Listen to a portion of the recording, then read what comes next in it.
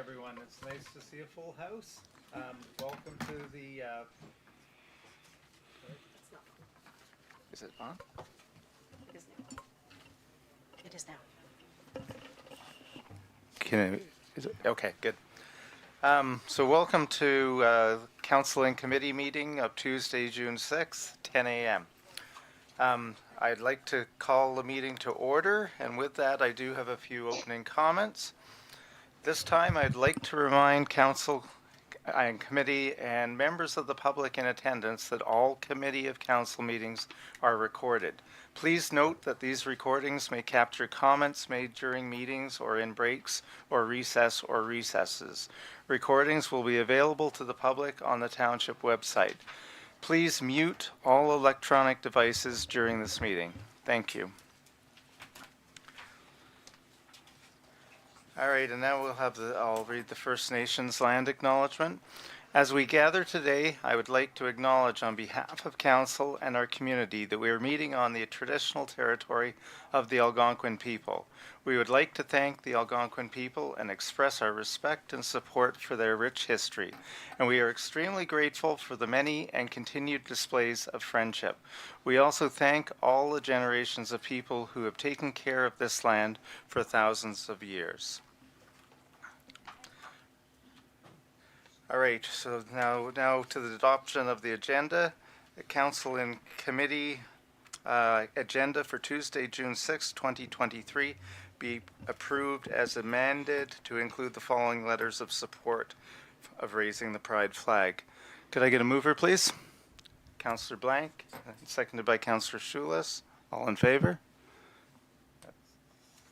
I'll vote yes, that's carried. All right, and as I did say, we do have some additional letters, and Sue, do you want to mention the names of those? The amendment is to include the following letters as an addendum to the original agenda.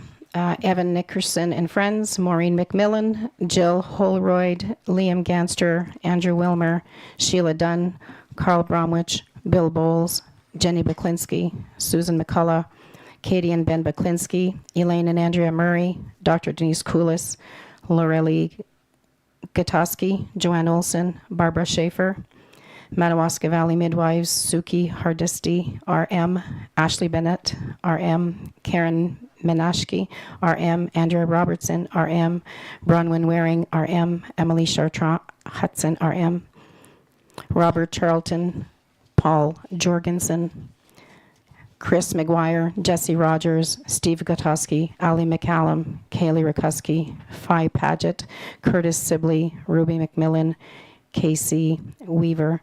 I do want to note if any members of the public had previously or prior to 9 a.m. this morning submitted a letter and we have omitted it and you wish for it to be on the public agenda, you must forward it to the Deputy Clerk, Gwen Dombrowski, to be added as the addendum.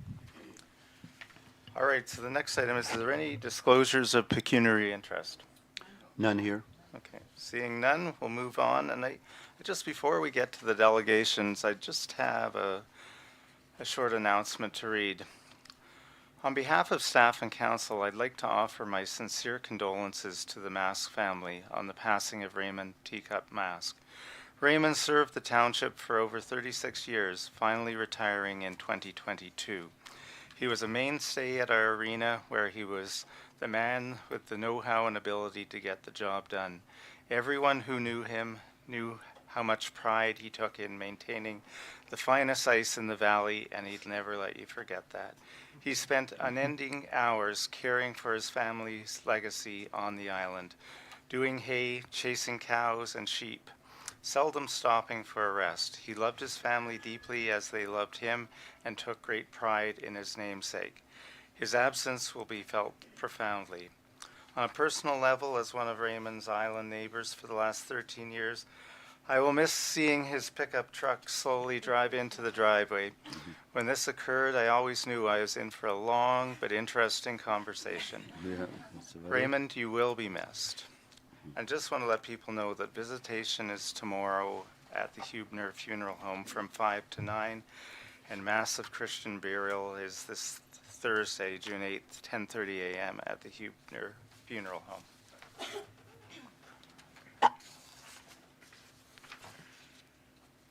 All right, now we'll move on to delegations, and we have one today, and it's Mr. Noah Kluk and Ray Stanley. So the microphone is yours. Thank you.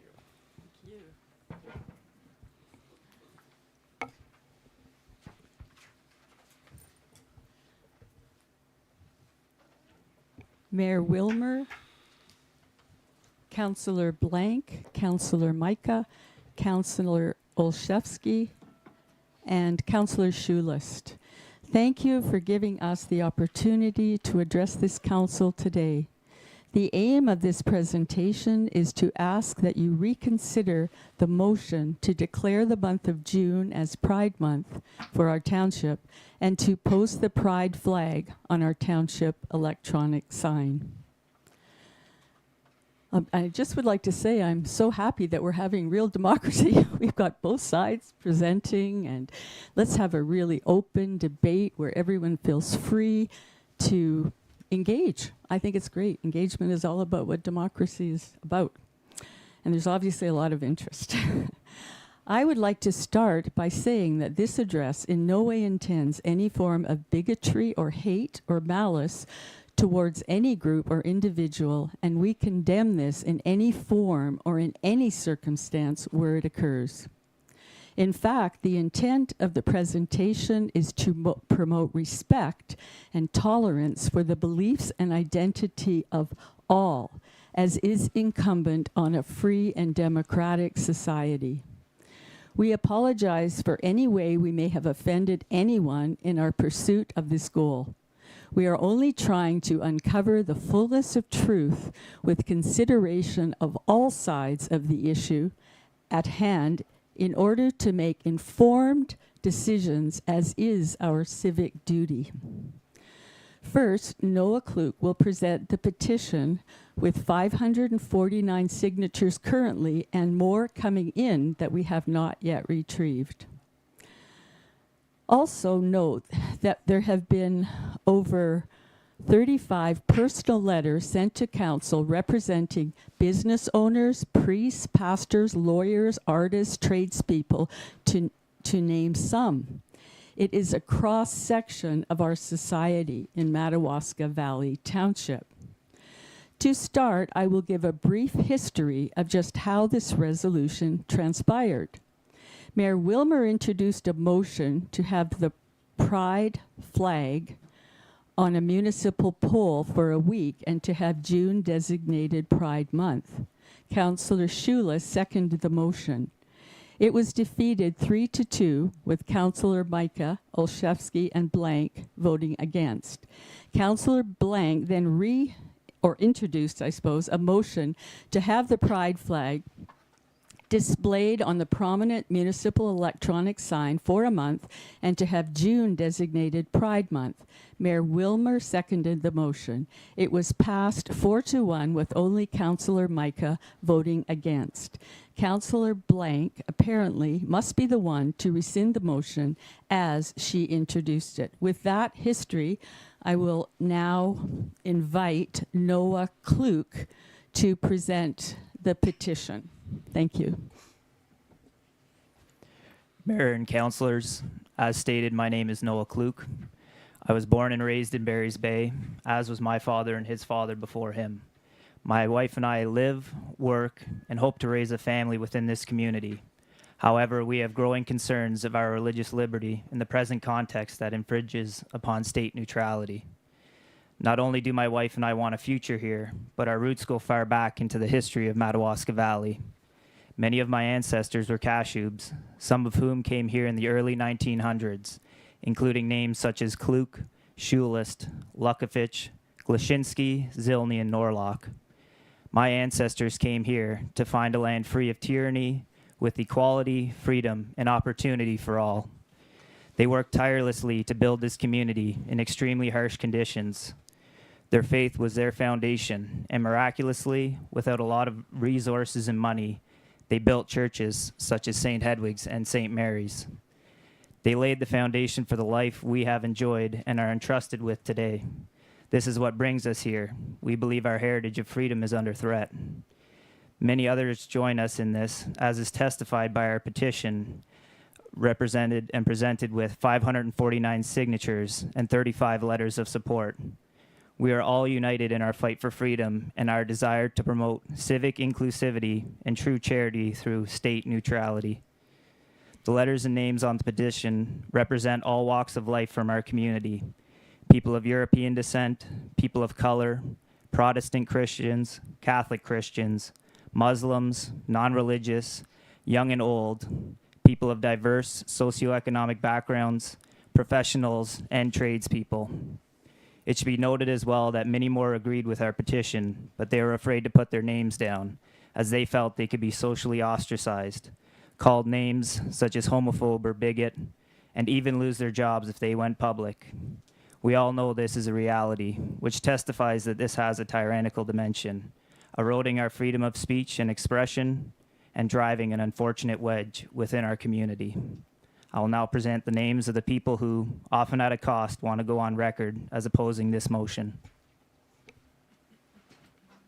Actually, you can give it to Gwen there, Matt.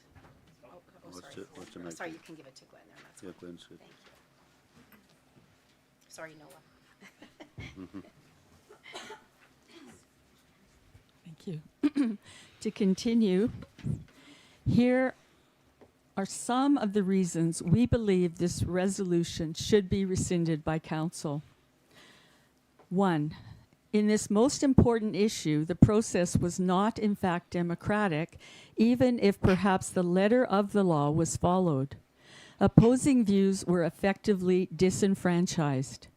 The agenda was put out 4 days before the motion and was put forward with no warning or foreknowledge. It must be evident that this issue should have been highlighted for the electorate in this township.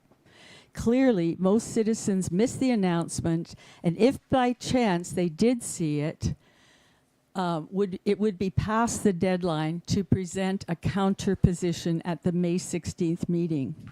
Furthermore, the resolution was set to take effect, as I understand, before the next meeting.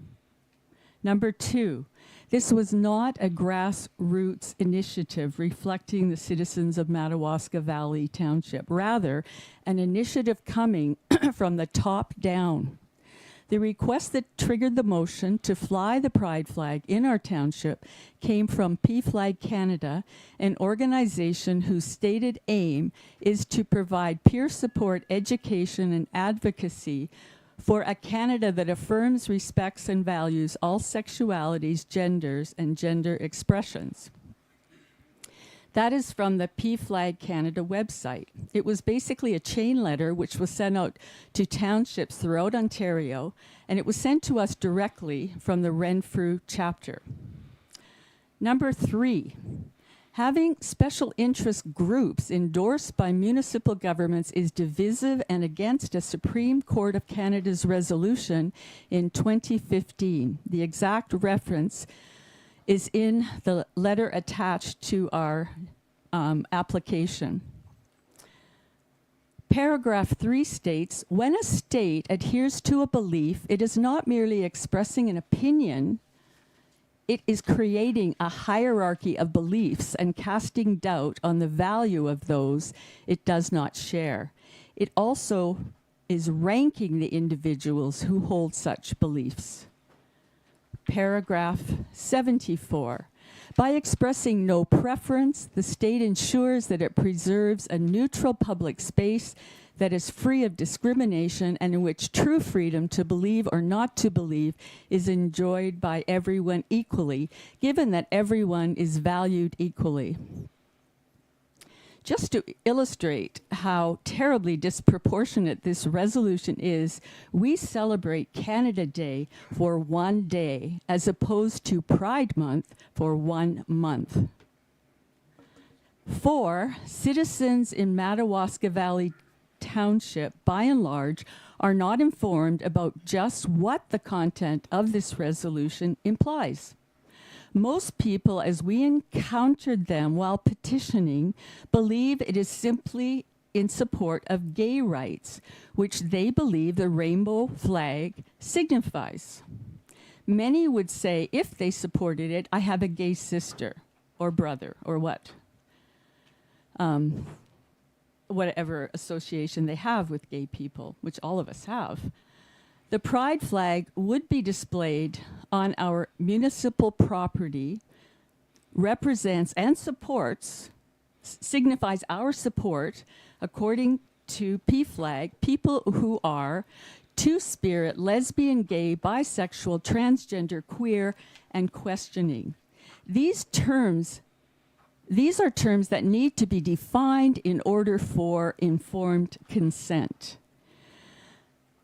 I would also like to add that while people think the rainbow flag represents gay rights, there is also now a triangle which specifically refers to supporting the trans agenda.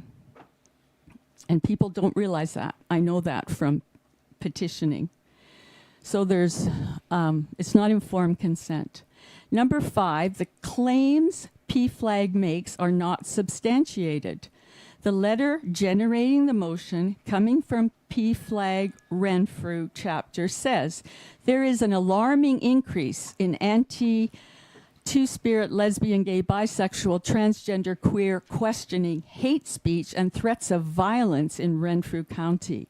We would need to see specific evidence and instances of this to evaluate that claim. No one is aware in Barry's Bay of official incidents of hate speech and violence.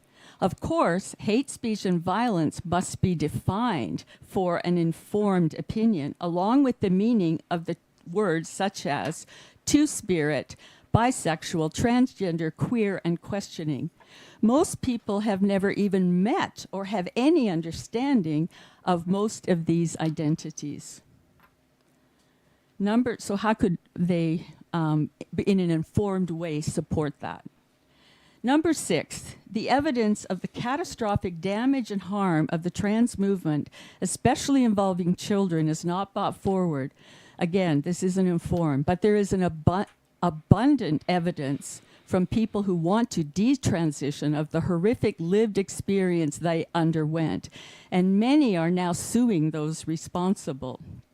They suffer irreparable and lifelong physical damage caused by hormone blockers, cross-sex hormones, and surgery removing breasts and genitalia. You can look at the website, Canadian Gender Report. Also, a brave girl, 18, Chloe Cole, relates her horrific experience, and this is on multiple internet sites. And suicide rates for those who transition, although it's hard to get the figures, it definitely increases after transition. Shouldn't we be investigating both sides before we put up a flag supporting something or a symbol on a flag supporting something? Number 7, the movement claims to be inclusive, but the exclusivity of one perspective dominates. As we have said, people are afraid to speak out for fear of being labeled hateful, racist, homophobic, or transphobic, and socially ostracized, even losing their jobs. And again, this thwarts the democratic process. Number 8, Mayor Wilmer said on Moose FM that he hoped in the future there would be Pride events in Barry's Bay, although he said none are yet planned.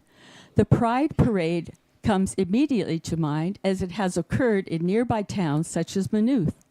I have seen footage of Pride parades, and they have included, unopposed by any decency regulations, it seems, male nudity and simulated intercourse.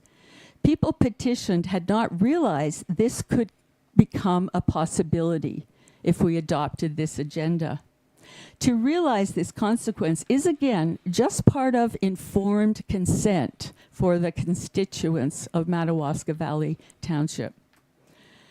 In closing, democracy can only flourish where there is an opportunity and time to debate both sides of a proposition with freedom of speech and freedom of information in play. This is the beauty of municipal politics, where our representatives can keep a finger on the pulse of their constituents' concerns, most especially on issues that are deeply important to their lives, as this one obviously is, and represent them accordingly. Political analysts say local politics is the seed bed of democracy.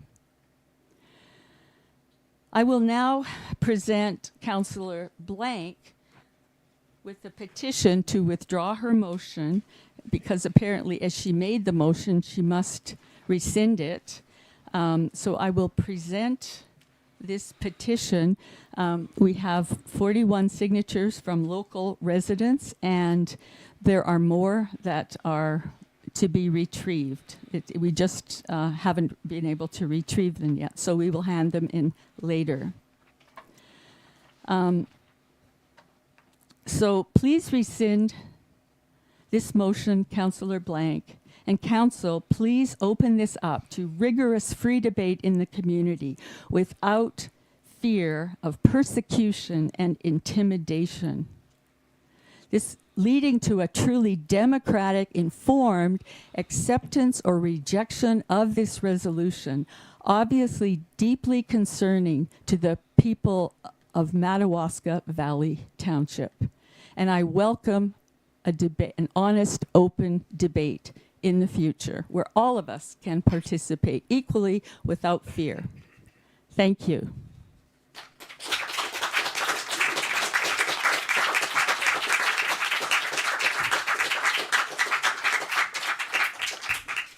Thank you very much, Noah and Ray. I'll open it up to council now. Is there any member of council who wants to state anything? Okay, and I'm not seeing any. So with that, the resolution that was passed on June 16th will stand. May 16th will stand, and that motion declared June Pride Month, and also agreed to fly the flag for the month on the screen.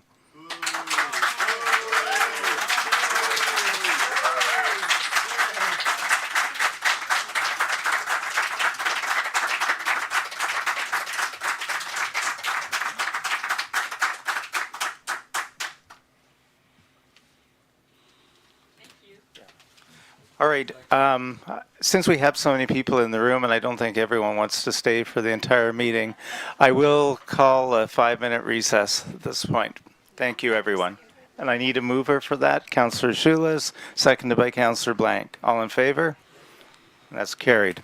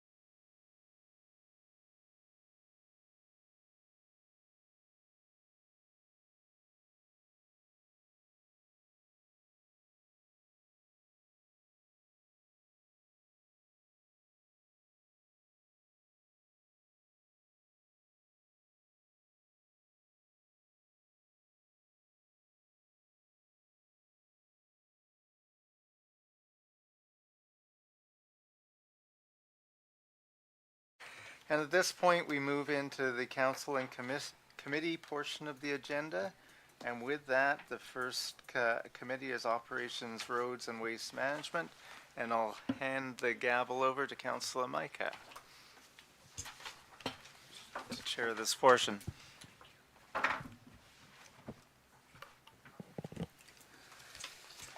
Okay, we're in item 7, under Operations Road Waste Management. We'll go to item 7.1, municipal reports, and then item 7.1.1, municipal works update, May 2023. So Mike, I'll hand it over to you.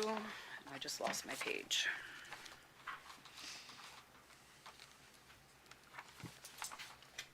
Page 125. Yeah, I'm getting there. Sorry, thought my pen was stuck in there. All right, I'll go ahead, Joe. Yes, please, go ahead. Yeah, so we've got a operations update here for the month of May, public works update. Start at the top. So our tenders for 2023, when I made the report, they were out for tender, but the results are in now, so Hillary has a report following this one on that. So I can do that. I'll skip by those. Bark Lake Waste Site, spring cleanup underway. Everything's going good up there. A little bit of new signage for the recycling on its way, just to keep things fresh and clear for people.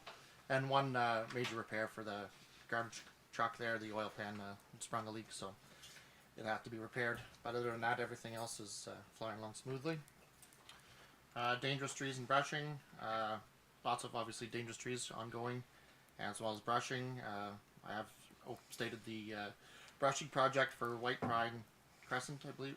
Yeah, White Pine Crescent in Cumbermere there. Just it was left over from last year, so we'll be getting back on that soon. Just so everybody knows that it's still on our radar.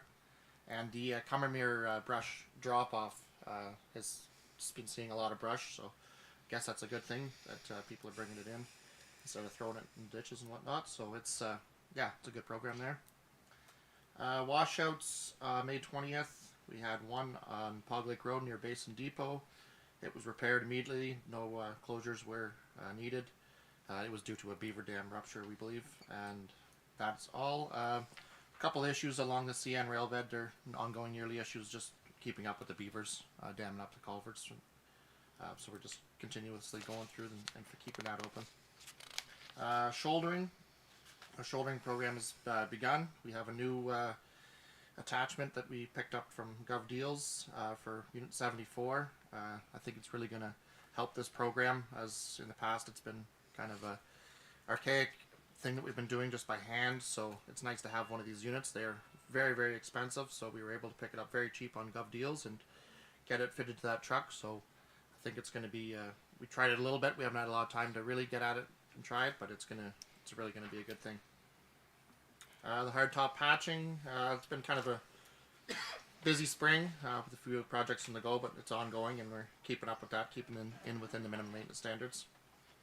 Sweeping, our hardtop sweeping program, at the time of this, I made this report, it was about 75. We're a little bit farther now as the town contractor's back, and then we're continuing with the side roads, so it's pretty well completed. Parking emblems throughout the town, we've started repainting those, and we'll continue as weather allows and as we have time to do the stop bars and all the no parking emblems. Signs, few asks for signs that we checked out and were warranted. Some mostly all speed related, so we had put up some watch your speed signs on Ohio Road and also Sprucedale Avenue and Lane Street, just to help remind people to watch their speed. Also, there's the speed warning signs were put up on Hopefield Road there. Calcium application, our first load came 29th of May, so that went out then, and it's been ongoing as we have a smaller truck to do some of the side roads and continuously apply whenever the grading is needed. And then we have our second load coming on June 12th, large tanker load to give it a second blast and fill up our tank again. And then that's an ongoing program that we have once we have a little bit of stock. Capital projects, our connecting link application, I attached it. I don't think it was attached before into a meeting, so just to let everyone know that our application was successful, although I don't see the letter attached here, but It's back further. It's at is the it? end. Okay. So we can talk about that. And then Last big project, the Commermere Wharf project, which is completed and was installed on May 16th before the long weekend. So that was a big project. It was nice to get off the list, and it went very well. Lots of good response, and yeah, seems to be well used and well liked down there. So, other than that, any questions? Councillor Mike? Just when you come into the speeding signs, I've been approached by a couple of people on Murray Park Drive. Okay, we have I have a couple of signs that I've ordered, just as the white speed warning signs. Yes. I'll take Yeah. a look there. and Because see if there are there's a more good spot. children in that area, and cars are going pretty fast through the area. Thank you. CAO Sue Clot? Thank you. Just wanted to mention to council that staff has received an inquiry about the Commermere dock, and we're looking at, there was inquiry about accessibility of the dock. Seems to be a lip there that if somebody with mobility or trying to put a wheelchair are having issues, and I think staff has already followed up with that and are following up. So just to let you know. Okay. I think there was some tweaking needed to be done with the ramp. Was it the ramp portion? that was the I issue? believe it is the ramp, but Hillary is following up with the inquiry was received through info, I believe, Gwen, the initial one. Yep. Okay, because the day, and my compliments to the guys that were doing that installation, because it was ferocious, terrible winds, cold. I mean, it was unbelievable. They should have really just left it, but they buckled down and they got it done. So I really appreciate the work they did. But that was temporary, because I think the idea was they just couldn't, the wind was there was 5 of them with bars trying to hold those docks in place, because anyway, I think they were going to go back and fix the ramp going down so that it was accessible. So anybody else have any questions regarding the report? So just a couple of things, Mike, I just want to go over. So the dangerous tree brushing, if we can go to that. The last meeting, we had a gentleman here from Old Barry's Bay Road making some requests. Have we completed that with regards to the tree that was down and et cetera, et cetera? It hasn't been completed yet for the cleanup yet. Yeah. I've been in contact with him to inform him that it is coming, but just other projects on the go that are a little more important with safety concerns and keeping it within the minimum maintenance standards. So as soon as time allows, that project will be completed. Okay, well, let's get it done, and the speed signs there as well. So there's that issue. When I go to hardtop and patching, I had got some inquiries and complaints regarding Pioneer Road. So thank you for getting it swept. I appreciate that. But I was up there to have a look, and there is patching that is required. So I don't know how we're organizing the schedule to do that, but if we can make a note, there's a couple of big potholes, quite significant on Cebulski Road, as well as some significant areas on Pioneer Road. And again, I'll state, when they go to patch, they have to pound in. Don't just throw it there and leave it loose. So if we could do that, that would be great.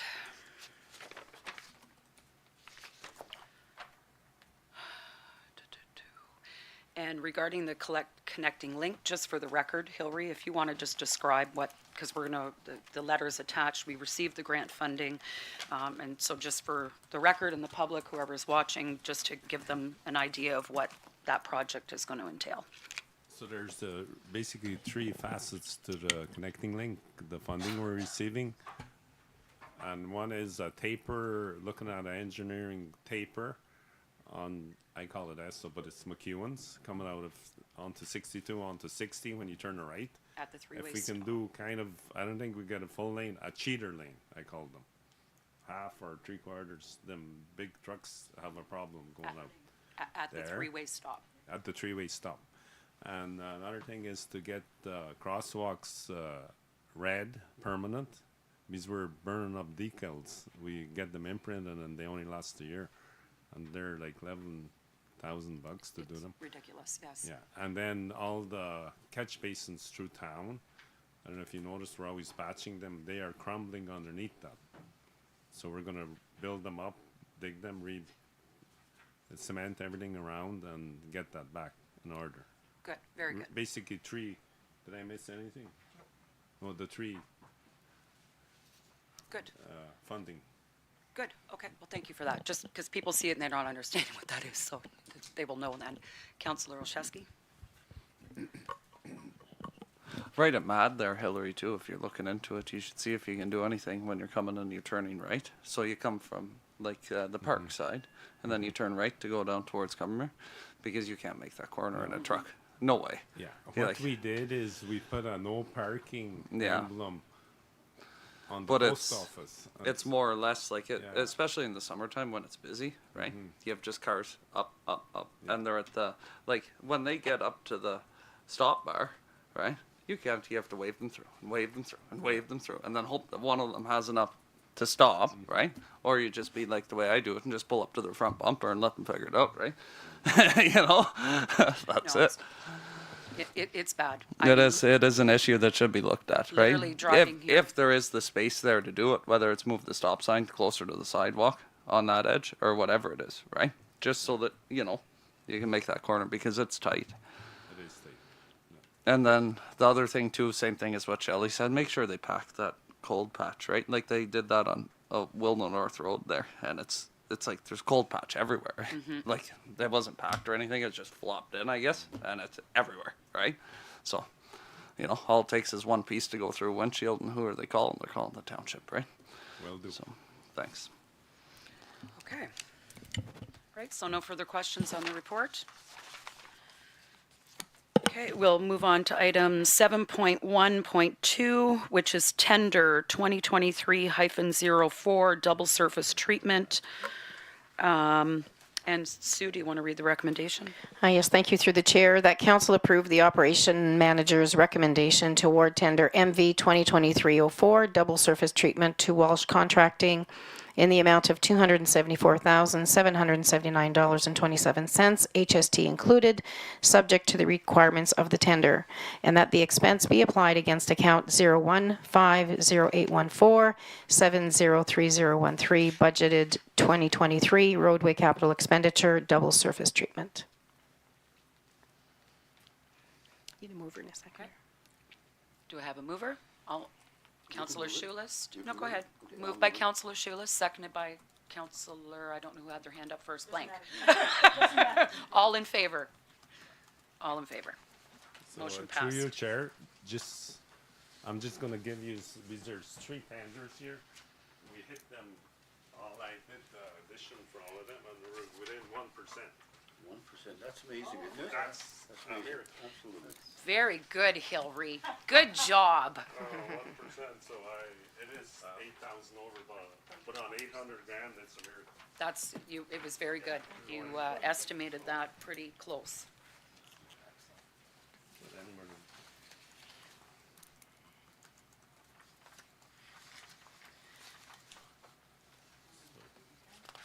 gravel. So I don't know. Where's this going at? No, for Gwen.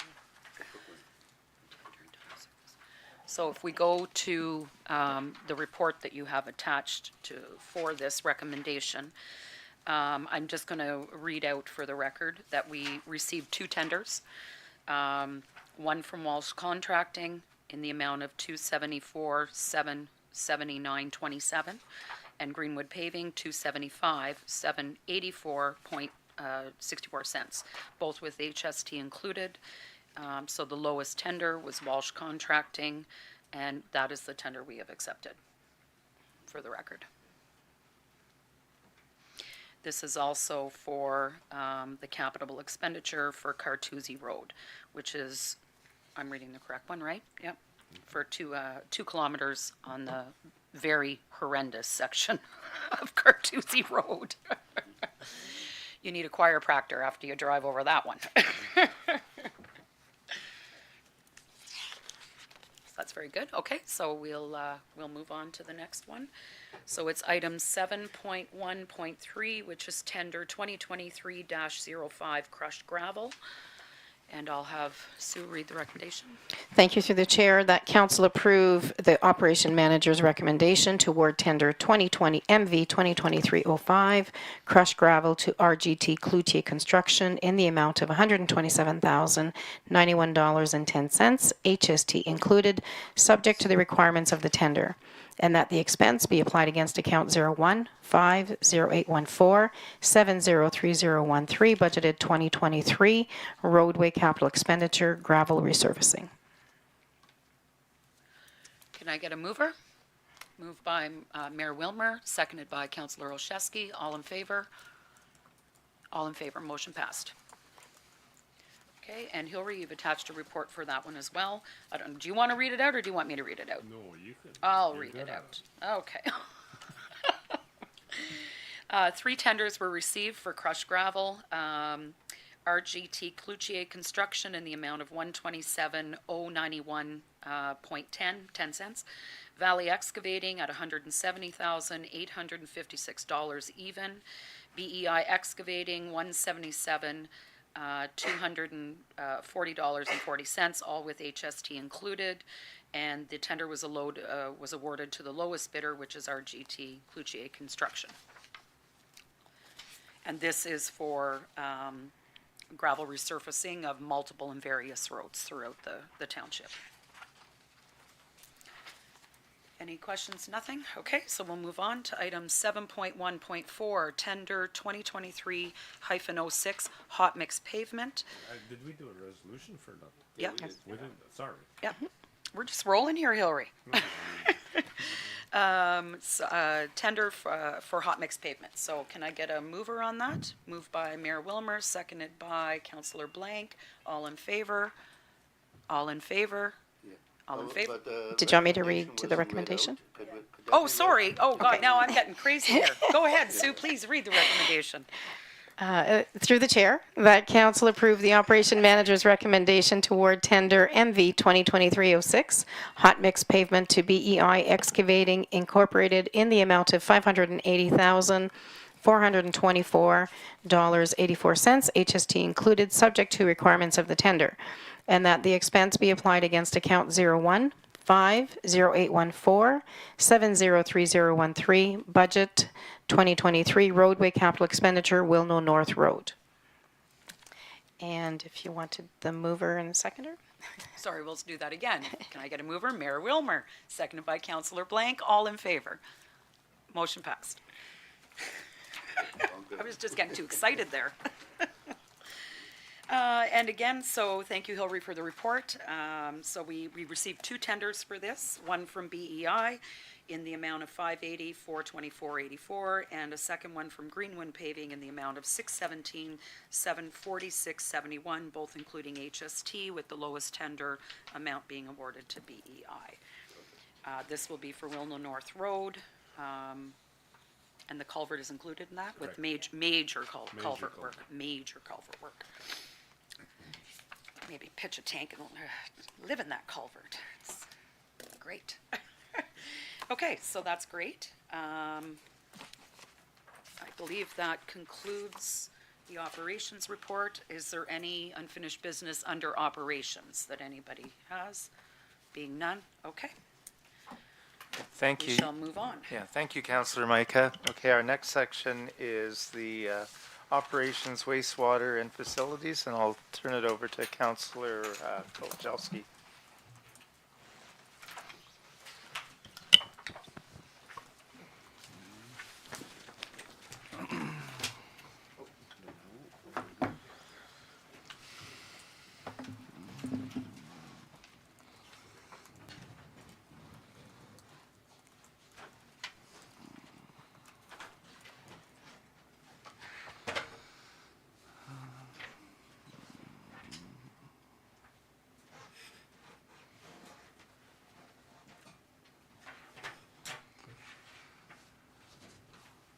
Alrighty. So operations, water and wastewater and facilities, municipal reports. We have the Ontario Clean Water Agency first quarter 2023 regarding the Barry's Bay drinking water system and Barry's Bay wastewater system. quarterly report. I'll ask, please go ahead with your report. Thank you. Thank you. So for those who haven't seen one of our quarterly reports before,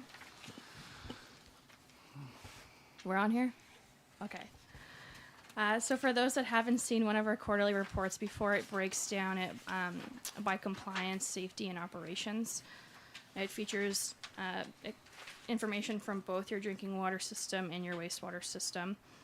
We break it down in the first page kind of to highlight what's been going well and what's been kind of presenting some issues. Of course, you'll see that there was results in range but not yet achieved in Q1 for our wastewater regulatory requirements. This relates to total phosphorus objective exceedances, so these are not reportable but something that we deal with in-house that can be improved upon. In the next page, we see our compliance targets.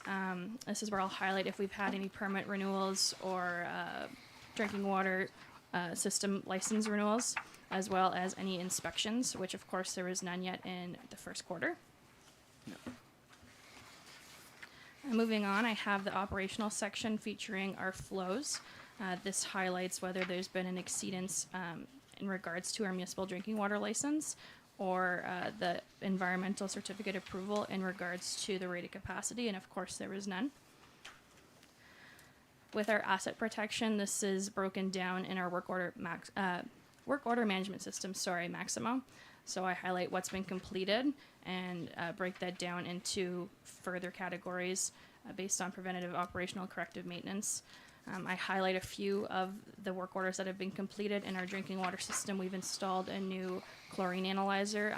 This is before our clear well, kind of as a proactive measure. So it's nothing that's compliance-based. It's a process target for ourselves internally. And in the wastewater system, we had some work go on with your critical infrastructure, which is your generator. In the distribution system, we replaced some hinges on a manhole, access hatches at the pumping station itself, so that guarantees our staff can get in and out safely. We had some water on and off requests for plumbers to do maintenance inside homes. We also received 3 community complaints in the first quarter, and that is at Lane Street and at Pinecrest for frozen water services, which isn't untypical at that time of the year, and sewer blockages. So staff investigated those, and it was not a problem within the collection or distribution system.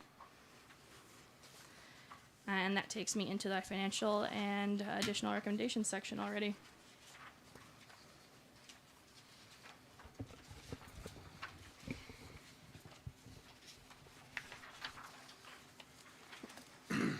Okay, so just to highlight a few of the items that are ongoing currently with the variations in the thing. Actually, everything's trending very well. We didn't haul any sludge in the first quarter at the wastewater plant, so that's why you'll see at 5979 we have a fairly large surplus there currently, just because of calendarization in the budget. Yeah, fuel has gone up, of course, as well as salaries and equipment, safety supplies, vehicles, all that kind of stuff has went up a little bit, but all in all, we're doing very well.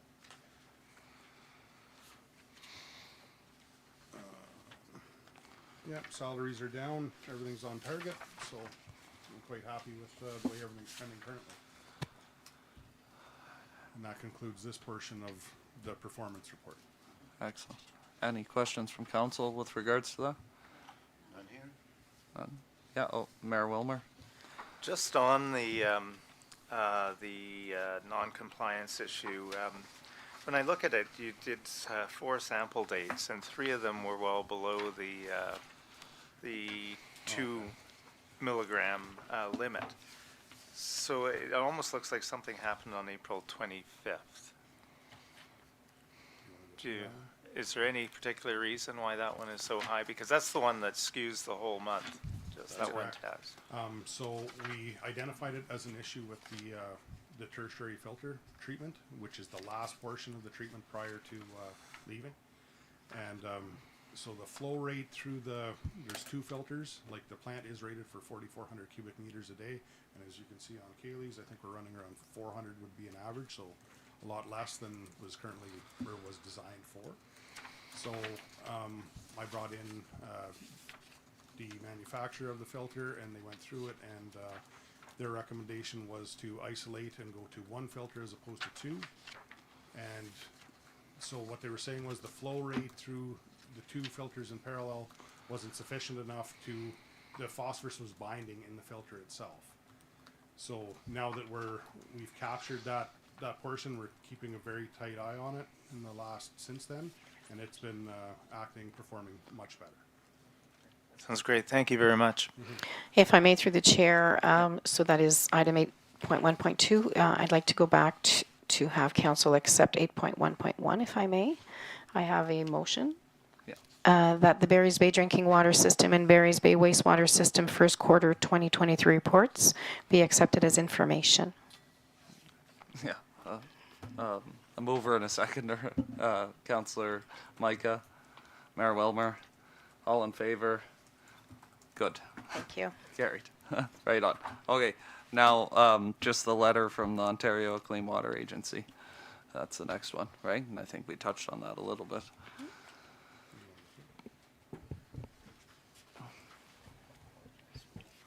Thank you. Yes, we did jump ahead a bit and get into the letter of non-compliance, but that's okay. So these letters are pretty standardized going forward. If there is another event, it'll be laid out similar. I let the ministry know the reference number that we've used to call into the Spills Action Center, as well as the specifics of the event that went on. Of course, the sample results have been itemized, and I break it down as to what our monthly average was and the limit that was exceeded. And then there's always a resolution, and that's what they look for in a letter that's sent their way. So as Ashley discussed, we brought in a third party to verify the filter's operation, and we did some in-house, maintenance that's always kind of preventative in the event of seeing high phosphorus in-house. So we cleaned the equalization tank and the UV troughs, as well as the filters themselves upon discovering phosphorus in our in-house samples. That, of course, related to the external sample that was collected. And then with the additional maintenance that went on, our next sample that was collected showed that the phosphorus issue had resolved. And totalizing, or I guess averaging the results from the month of May, our average is back to 0.12 milligrams per liter. So this month was compliant. Perfect. Any questions on that? Mayor Wilmer? Yeah, not a question. I just wanted to apologize for jumping ahead there. No problem. Councillor Blank? Yes, I have a question, and thank you for the report, but it has to do with in an incident that happened down towards the plant. Was there some vandalism done to a... Yes, this was after the agenda had been made. The pumping station on just below St. John Bosco on the path between Kelly and the school. I personally was informed there was a bunch of people there, and when I pulled in, they promptly ran away. And in discussion with Sue, Hillary, and Mike, Sue had made a police report. I have been advised by the police they're going through there more often to check it. It just, like, we could put a perimeter fence around it, however, it would kind of impede with the path, and then, like, we still have to gain access through there for a vac truck and things of that nature. So we've posted it with signage, more signage, and we've built, they were going around the building, and I don't know how they were climbing up on trying to get up on the roof. They broke the antenna that runs all our telemetry back and forth with the plant, with the, say, our high level alarms and our current operating levels and our pump statuses and stuff like that. So we built a box around that out of steel, and steel framed with steel on the outside, so they can't gain access to climb up there. Like on me, it's about to here, so I have to, you know, it wasn't easy for them to get up there, but, but anyway, so we're keeping an eye on it, and then we'll keep you notified, of course, if anything changes. But as of since then, there hasn't been anything else. It just seems to be, we've never had a problem at any of the other pumping stations. Right, yeah. But this one is isolated. Yes. There's Yeah. a light there at night, Yeah. and we've Yeah. the last year or so we've noticed a lot more activity there than prior. Cause, Okay. you know, All right. Thank you. Go ahead. Sarah. Through the chair, just to the vandalism point, I just wanted to highlight that in my CAO report, we touch on it somewhat, and I can speak to that when we get to there. Thank you. Any other questions? Is there? This is just information, right? Or Yes, it is. is there? Do we have No to? motion. No, nothing. Okay, that's good. Alrighty. Thank you very much for coming up today and presenting the reports in the letter. Much appreciated. 8.2 correspondence and information. I don't believe there's any. 8.3 unfinished business. I don't. Is there any unfinished business? No. Alrighty. That's it. Thank you very much. All right, we'll move on to fire protection and emergency management, and I will turn it over to Councillor Schulas to chair this portion. Thank you, Mr. Mayor. Welcome, Chief.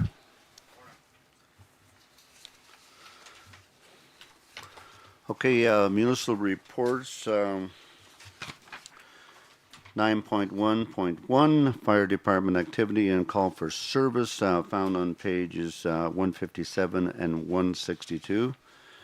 Chief, if you could give us a rundown, thank you. Okay, I'll start off with repairs and maintenance. South Hall tanker, the alternator went on it, it's been replaced. Put inside the road, was told, jump started back to the garage, so we got it fixed the next day. South Hall repairs are started with this damage in the winter where they got ran into. Sites or somebody sideswiped in front of the building. Those repairs began, so they're pretty much completed. Took a few weeks or a few months to get the materials in, but that's going well. The previous council committee meeting, I mentioned that the chief's meeting had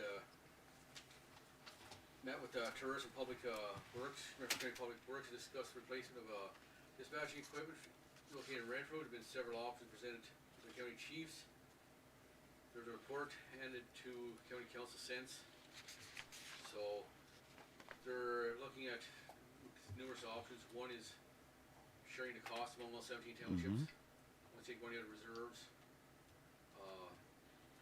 There's one-time payment of $24,000, I think I would believe it was, or spread over 5 years. So once they come up to, I guess, an actual decision which way they want to go, I'll present it back to council for approval. I have a chiefs meeting tomorrow night, which is going to be the main topic to see how the rest of the chiefs' opinions are. Their council's already said, because they all had a council meeting since, so I want to discuss tomorrow night. We want to kind of move forward at that point, bring that and present back to our council. Through the chair. I just wanted to highlight to council at the bottom of Corwin's report is the most recent county council meeting was held on May 31st. And I believe what will be discussed at the meeting tomorrow is the county council recommendation that a new console and radio system be purchased from Bearcom as soon as possible, and that the cost be shared between the 17 user agencies, and furthermore, that the system be placed in the county's asset management plan. And council will be circulated options for considerations once received, and memorandums of understanding will be entered into as municipalities choose to opt in. Mr. Mayor. Yeah, and just to expand on that, this item had a long discussion at County Council on May 31st. But it was agreed in the end that we need to purchase the system immediately because it's in really, really bad shape. But we did not agree with the assumption that the 17 municipalities would pay the $21,000. So it was sent back to Operations Committee to look at other options before they come forward. Thank you. Yeah, thank you, Mr. Mayor. Councillor Micah. Yeah, and two, just so that I'm clear, because I know I'm confused, because I swear as long as I've been sitting here, there's been nothing but talk about a communication system. I'm like, really? It's still not bought? It's just crazy. So anyway, but besides that, I know that I've read in media, with various other municipalities, that some of the concern, and maybe this is not accurate, so that's why I want to ask, is that this communication system is not specifically for fire, and it will be utilized by ambulance and police services as well. So this is strictly only fire? Okay. This is very specific to the fire, Renfrew County Fire. Okay, okay. Ambulance is a total separate thing. Right. And the police are totally separate. Okay. This is county-owned material, like the county doesn't have a fire department. Yeah. So that, but when they signed the contract back, I think it was around 1999 for the 991 dispatching, the county assumed the contract with the Ministry of Health, and that's Okay. how come that equipment belongs there, and that's where they put the position, or that, in the CAC center. All right. So yeah, no, it's Okay. specific, very specific to fire Oh. dispatching only. Okay, that's what I wanted to clarify, because I, you know, there's been so much talk about this for so long. And I know some of the pushback was like, well, wait a minute, you know, with police and ambulance, they're basically utilizing that communication system 90% of the time, you know, and there was a cost sharing conversation. Anyway, whatever, doesn't matter, it's specific to fire, okay. And I agree with you, Mayor Wilmer. I think it's a little presumptuous for the county to decide that they're going to just tell all the 17 municipalities that they're going to pay for it. I think people pay a county levy on their tax bill as well.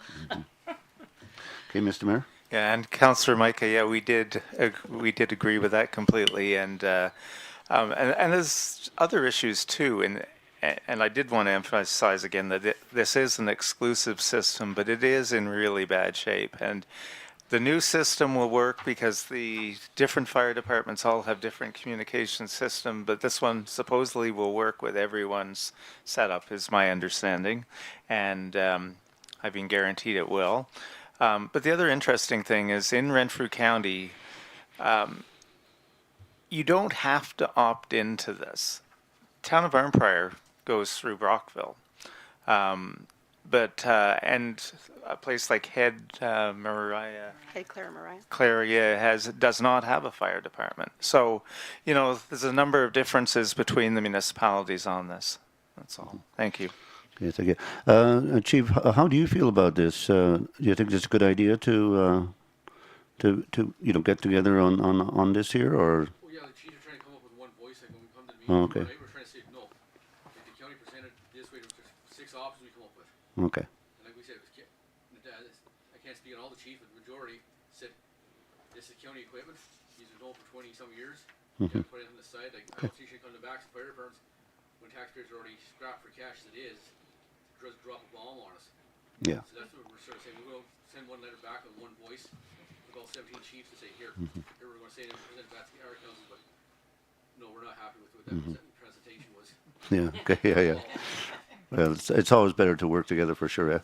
Okay. I think. Is there any other questions on this topic here? If not, continue with your report. Okay, next is training and meetings. On May 18th, I attended Madawaska Valley Community Living, provided staff for fire extinguisher training for the new staff they have. There's about 15 people there again. They've got a fairly good turnover of people, so this is their homes. If they ever had a minor fire, they'll know where they work it and what their fire plans were. Then on May 23rd, 2 members of the Madawaska Valley Fire Department attended the MVACL fundraiser, the barbecue they had. We heard about through Facebook, so we took our lunch and went over and visited, mingled with the other community living throughout Renfrew County, supported the barbecue, gave a donation, and visited with the public, gave any kind of fire prevention that people had asked that day. On May 24th, myself, Earl Nabrowski, Delmer Rakowski, Darcy Sheehan, and David Velasic attended electric vehicle training in Whitby. And on May 25th, then Dan Brevnock, Tim Belinsky, Monica Swank, and Katrina Koulis from the South all attended electric vehicle training in Whitby. This was brought in from General Motors, the first training for electric vehicles in Canada. They've done 20 cities in the U.S. It was free. GM provided totally to any first come first serve. We found out that from the conference in Huntsville. We met the person for GM to represent there. She went around to different places, handed out cards, so we were able to secure that many seats. The 4-hour training was quite interesting on how you do extrication, how you shut a vehicle off. So like they said, the voltage runs from 4,000 volts to 10,000 volts. They said, which will electrocute you if you cut in the wrong spot. If there is shut-offs in the car, they also told us you cannot put a car battery out within 3 hours. One does catch fire, you're sitting at 3 hours and extinguish it. You're looking at about 10,000 gallons of water. Extinguish one of those lithium batteries fits underneath the car. And there's certain places you have to lift it underneath. They're very specific to give us charts of cars. There's very specific spots for extrication to lift, so you don't breach the battery. They're a very tricky vehicle to deal with there.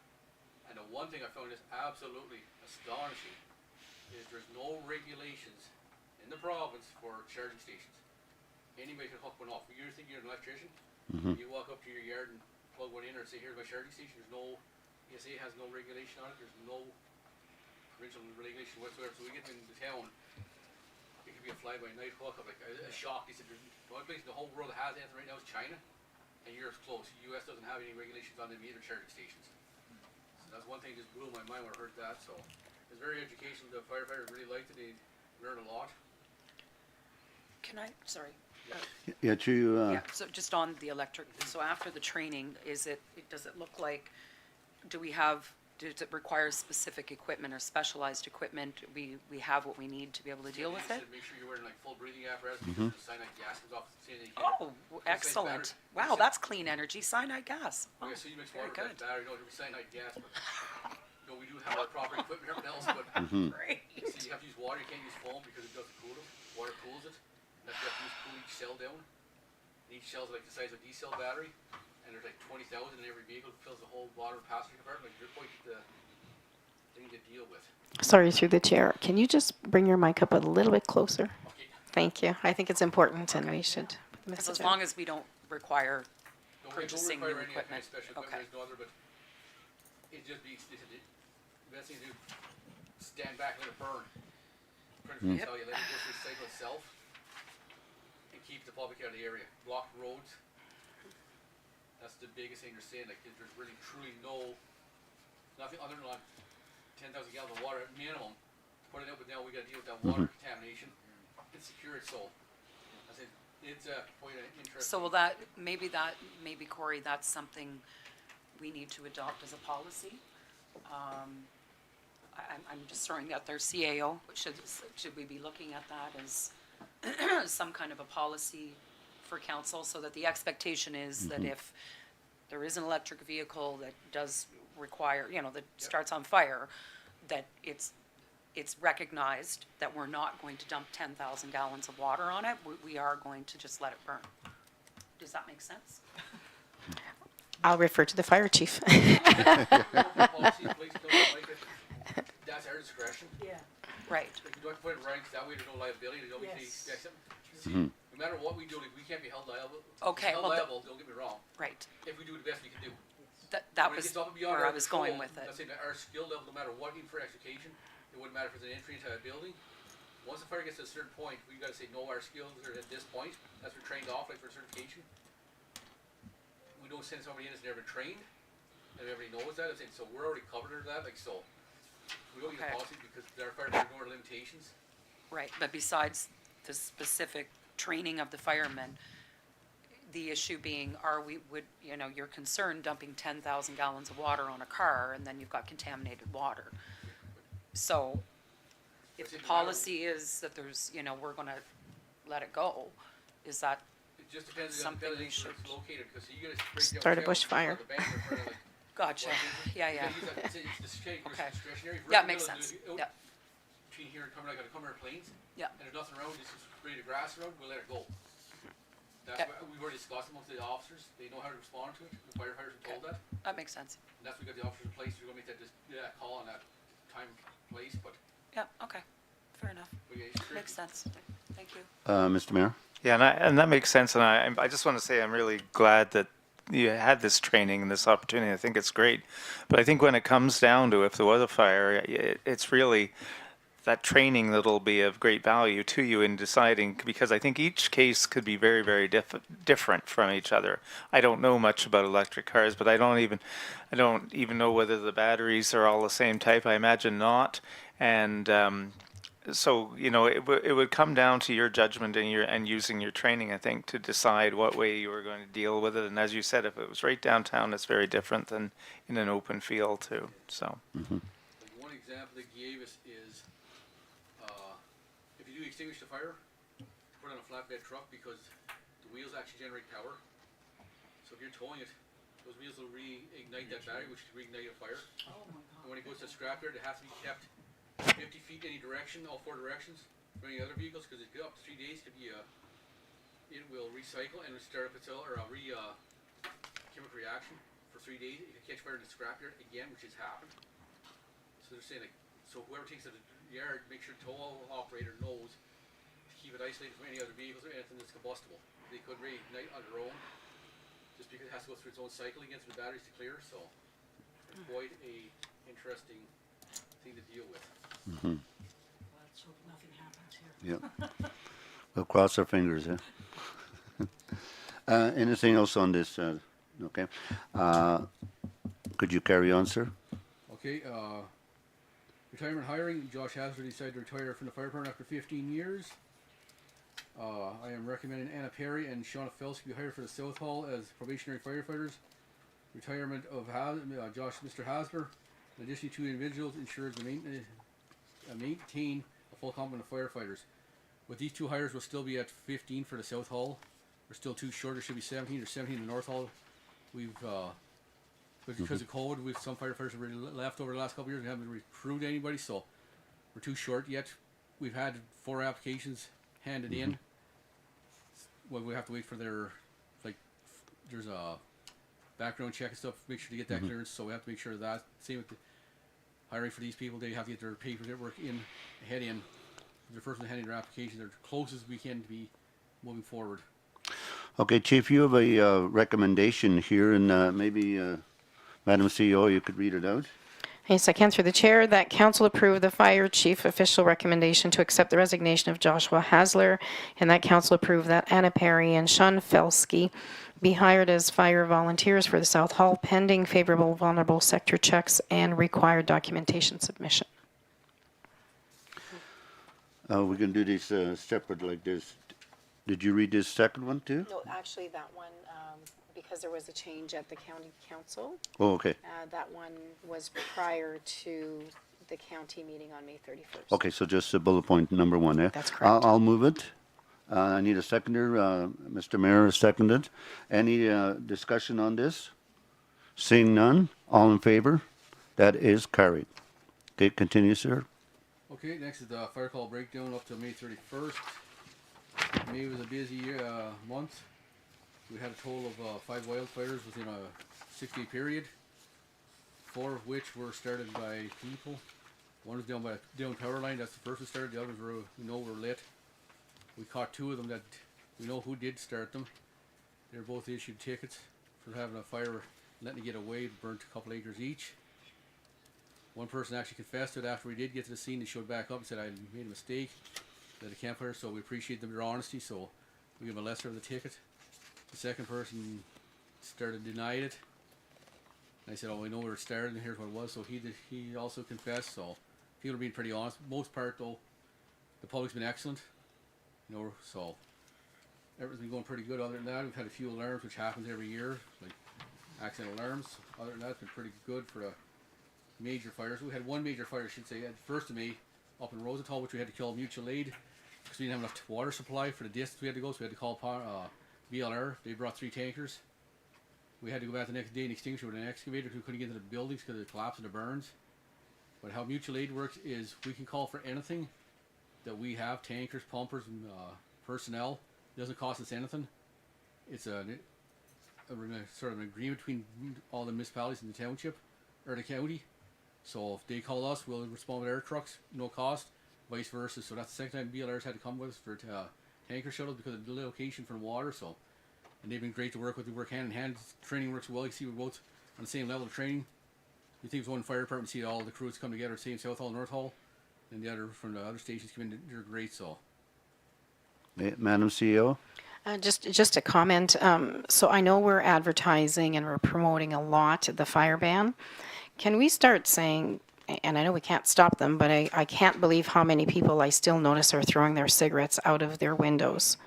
And seriously, like we're driving on the side road, the bush line is right there, and they are still flicking their cigarettes. I know I can't stop them. I can't chase them because I'll get a ticket. But is there something that we can actually continue to promote? I know it sounds kind of juvenile and common sense would prevail, but Yeah, I think you got a good point. You have to address that. I spoke to the radio station, Moose FM this morning, called, asked if they could help us any which way at all. okay. So if there's any kind of a thing to throw out, they'll put that in the news for us.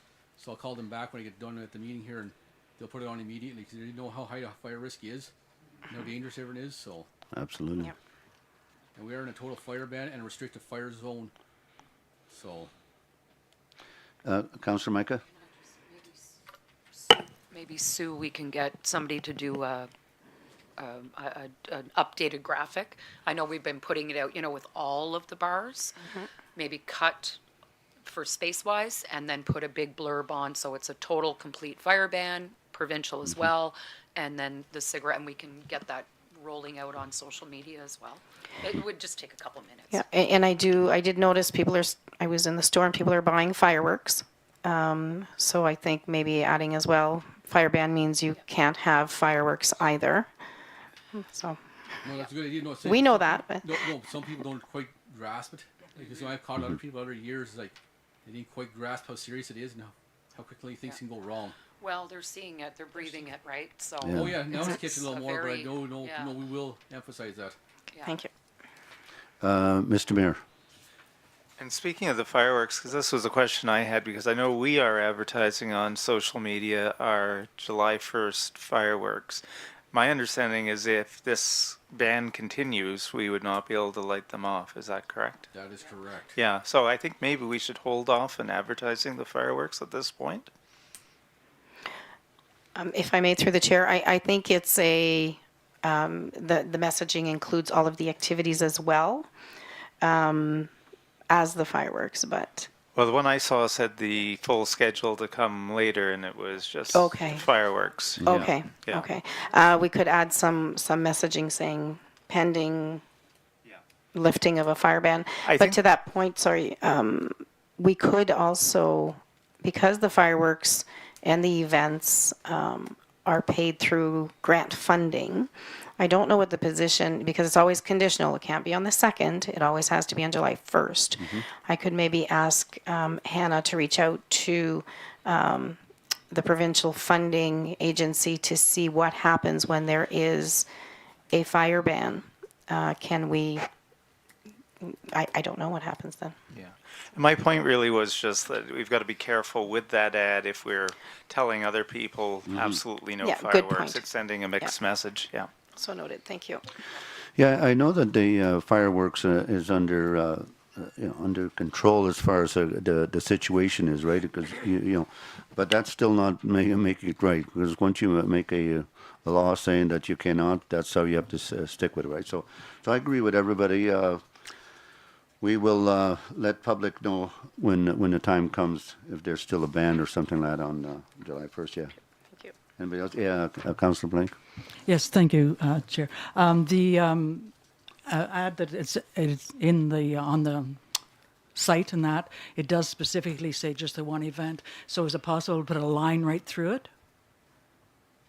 Can you put a line right through it saying pending fire restrictions? Because you'll see that. You will see that rather than try and read another ad. If you see a big mark through it, it's more obvious. Thank you. Thanks. An idea.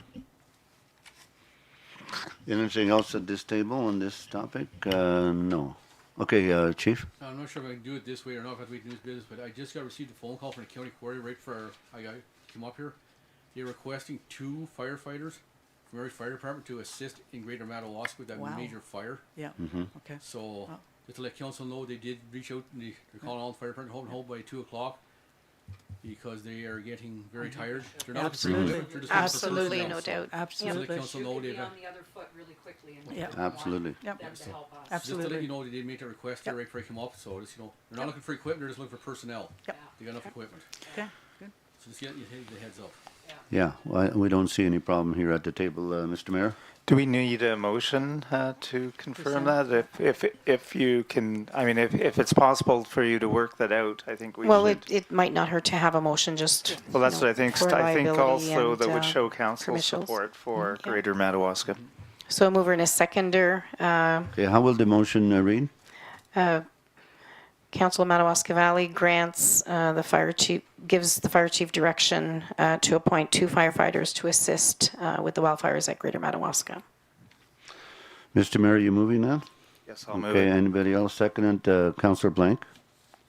Any discussion on it? None. Seeing none, all in favor? Okay, that is carried. Continue, Chief. Okay, I guess bylaw activities. The Valley Activity Report is CAO, clerk, planning, building department, and bylaw department have met again monthly to do work on outstanding non-compliance matters in these departments. The number of outstanding issues is coming down slowly. Attached to the proposed memo that will send a flagged files that have been either inactive or unresponsive exceed 1 year or non-response, and explains the next steps, including direction by council on these files. So we've had people that have been sent numerous letters. They haven't responded back to myself, the planning department, or the building department, which the violation is. So we're saying we're going to step something up because they're just not. Most people will be compliant, but these few are standing out or outstanding. They won't do anything. They won't. So. Okay, Madam CEO. So just to add to that, so this resulted from senior management meeting for planning and building, and we felt the non-compliant issues that we brought before council 2 months ago, we had timelines. They were issued a third or second letter or an action item that they committed to pursue. So we felt that by sending a letter from the CAO with a date that it would come back to council and closed, gives them a timeline to respond or to give an update to the file. Just wanted council's approval to proceed with this being our template letter.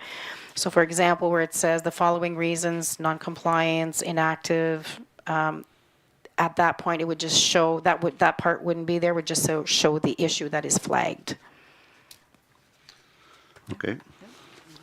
So this is received as information. We don't have to make a motion or anything on it. Don't need a motion, I would just like council approval that this would be the template that we would use. Yes. Okay, Yep, thank you. consensus approved. Okay. 9.1.3, emergency management activities. Okay. The first thing is spring freshet has ended as of May 18th. Throughout the spring freshet, we had a few minor issues on roads being washed out. We didn't have any major flooding or major concerns, so we did pretty well this year. So that is behind us. All right. Any questions on this, Councillor Blank? Sorry, on the freshet, no, but on your report regarding. Go ahead with your next item. Okay. Sorry, no, I'm speaking to the next item. I'm Okay. sorry. Okay, on May 29th, we completed our annual tabletop exercise, which is required by Emergency Management Ontario's annual compliance. This year we did a water emergency, which was the water tower to burst and flood around Barry's Bay and wash out some of the roads. Special thanks to CMC alternate for assisting and leading the exercise. Mayor Wilmer, Athabasca Valley Association for Community Living, St. Francis Memorial Hospital, Renfrew County Paramedics, the Valley Manor, Public Works, Ontario Clean Water Agency, the Renfrew County Health Unit, Ontario Provincial Police, the Public Works Supervisor, Public Works Manager, the PJYCC Supervisor, Municipal Treasurer, the CAO Clerk, Municipal Planner, and Andre Proto, I hope I say his right name, for Emergency Management Ontario. He's our representative for this area, so we're our duty officer. We have any needs from them for their assistance and delivery of the tabletop exercise. Councillor Blank also attended as an observer. And one thing that we didn't mention is if there's a warming station or like a station or a cooling station or air relief station, we could open it on a case by case basis, but the air quality right now, people may not have a way to get that smoke, like they can't open the windows or whatever. So if we do need to open a station, they just call Gwen or myself. We'd sit down and have a quick discussion. So Cummer's got the generator for the power goes out or wherever, we could possibly get them a place there or really get some kind of relief during the day. Same with the Paul J. Yakubowski Center. If it's required, we could open it, but we haven't had any requests yet. But we don't know. The weather forecast says the smoke's supposed to get more intense by 3 o'clock to 6 o'clock this afternoon, and it's supposed to get worse as the week goes on because of no rain and the heavy forest fires throughout the area. Councillor Blank? Okay, that's to do with my questions too, and I think we briefly discussed this before the meeting. So two items is definitely the smoke and how we're going to, and what type of information we're putting out to the public so that they will be aware. And also, I think the Renfrew County, I'm not sure if the health unit, but Renfrew County has also declared that. So I think we have to really put that out there so that everybody knows.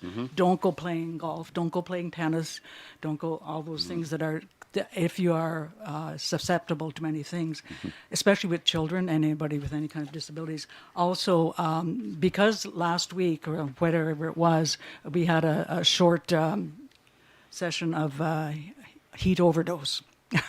And I'm asking at what point would you, as the emergency services people, declare the cooling stations to be open?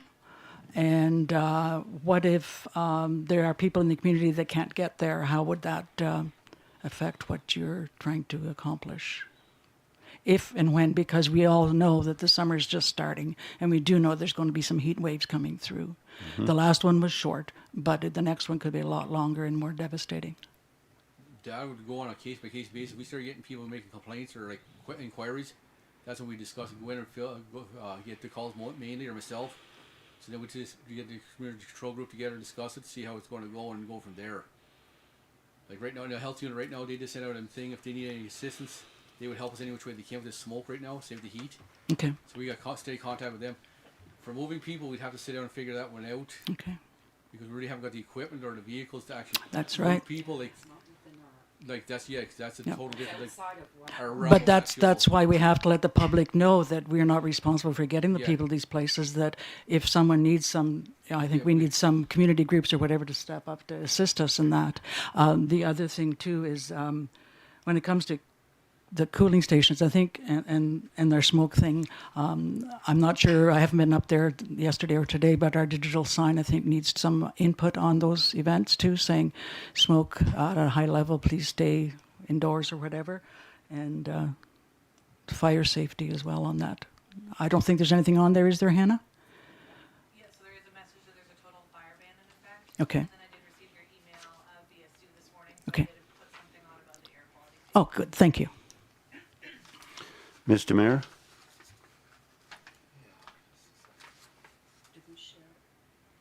Sorry, I'm thinking out loud. Yeah, I think sometimes the opening of the cooling center or whatever is the easiest part. Opening it, it's the logistics around it that become more complicated. And one aspect is how we get people there. And I know it's really beyond our scope, but these are the things that the emergency management group would look at and discuss and try to figure out solutions to. Thank you. All right, anything else on this here? This is just received as information. You don't, Madam CEO. Just to add a comment, just that there was an email sent to department heads today as well to be cognizant of the length of time that employees are outside and to ensure that they are aware as to what symptoms may be so that they can track the employees as it pertains to the air quality as well. Okay, very good, thank you. Anything else, Chief? That pretty well wraps it up. That wraps it up. Okay, no correspondence or information. Unfinished business?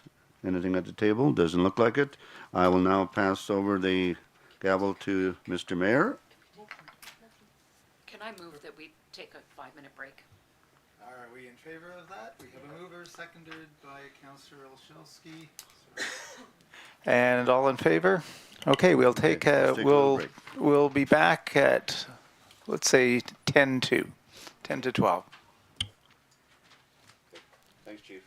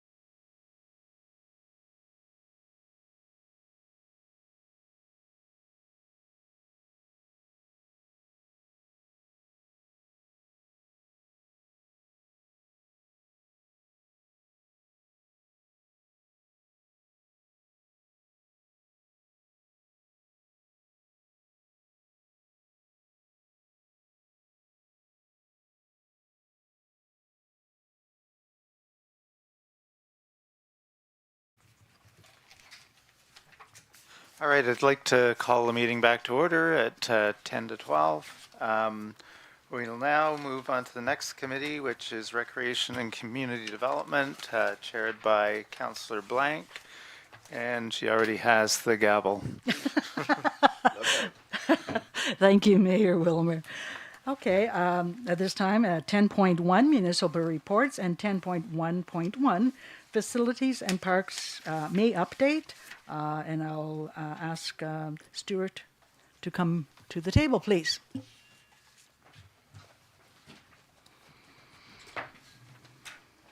Good morning, everybody. Morning.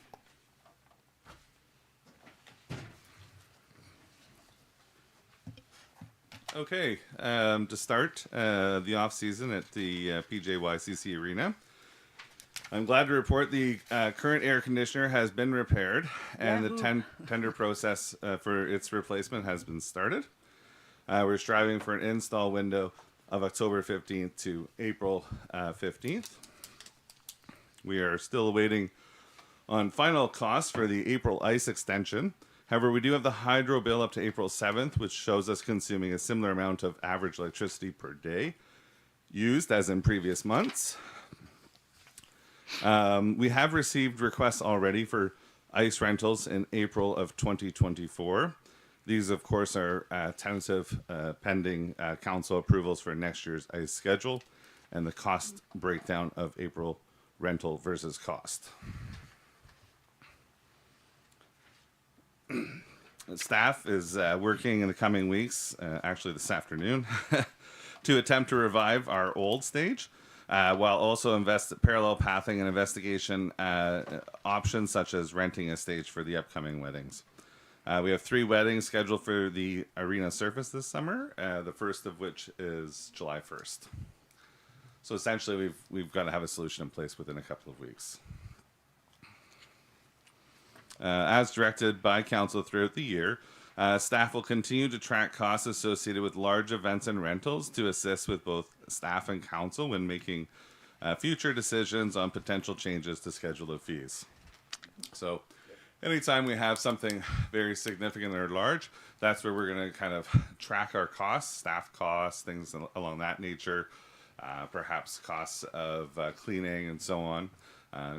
Cleaning supplies, and that way we'll be able to better present what the actual true costs are when we're investigating any potential changes to schedule of fees.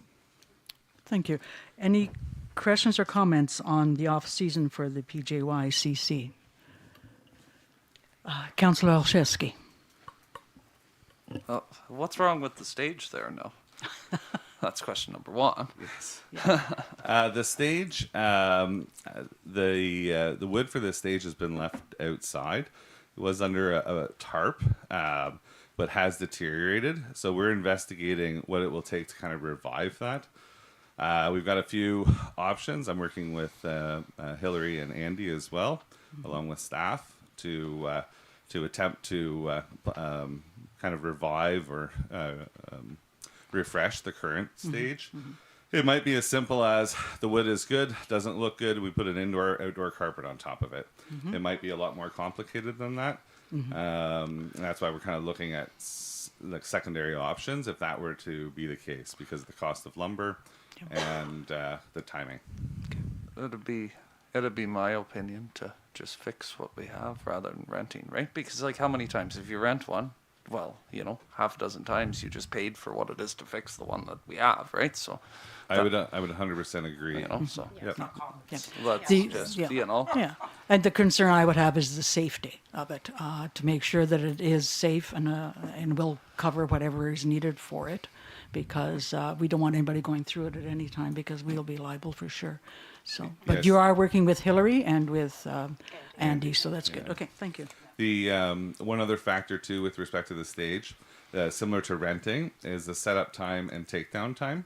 So if that is significant, those are costs that we never recapture, similar to renting. So when we're looking for a solution, if it's not the existing stage, or even if it's the existing stage and we can make the setup and takedown a smoother process, we will. But definitely we'll be looking at the amount of time it takes to set up and take down. Well, we once have a figured it out. backhoe and a loader there that'll drive right in on the ice surface, right? With the Unfortunately, stage to put it back together, no? Unfortunately, the backhoe, its weight is too heavy for the ice surface. yeah. That's too heavy. Okay. So I can get a half-ton truck in there, Yeah. but that's about it with respect to that. So Okay. if anyone has any other potential solutions, I'm all ears if you want to talk to me after the meeting. But I think first prize is try to get the current stage up and going with minimal cost. Yep.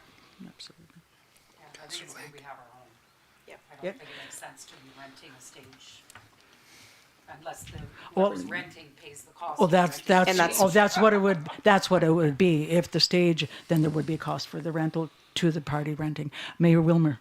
Yeah, no, I was going to just mention that too, that the rental of a stage would go to the rentor. But Yeah.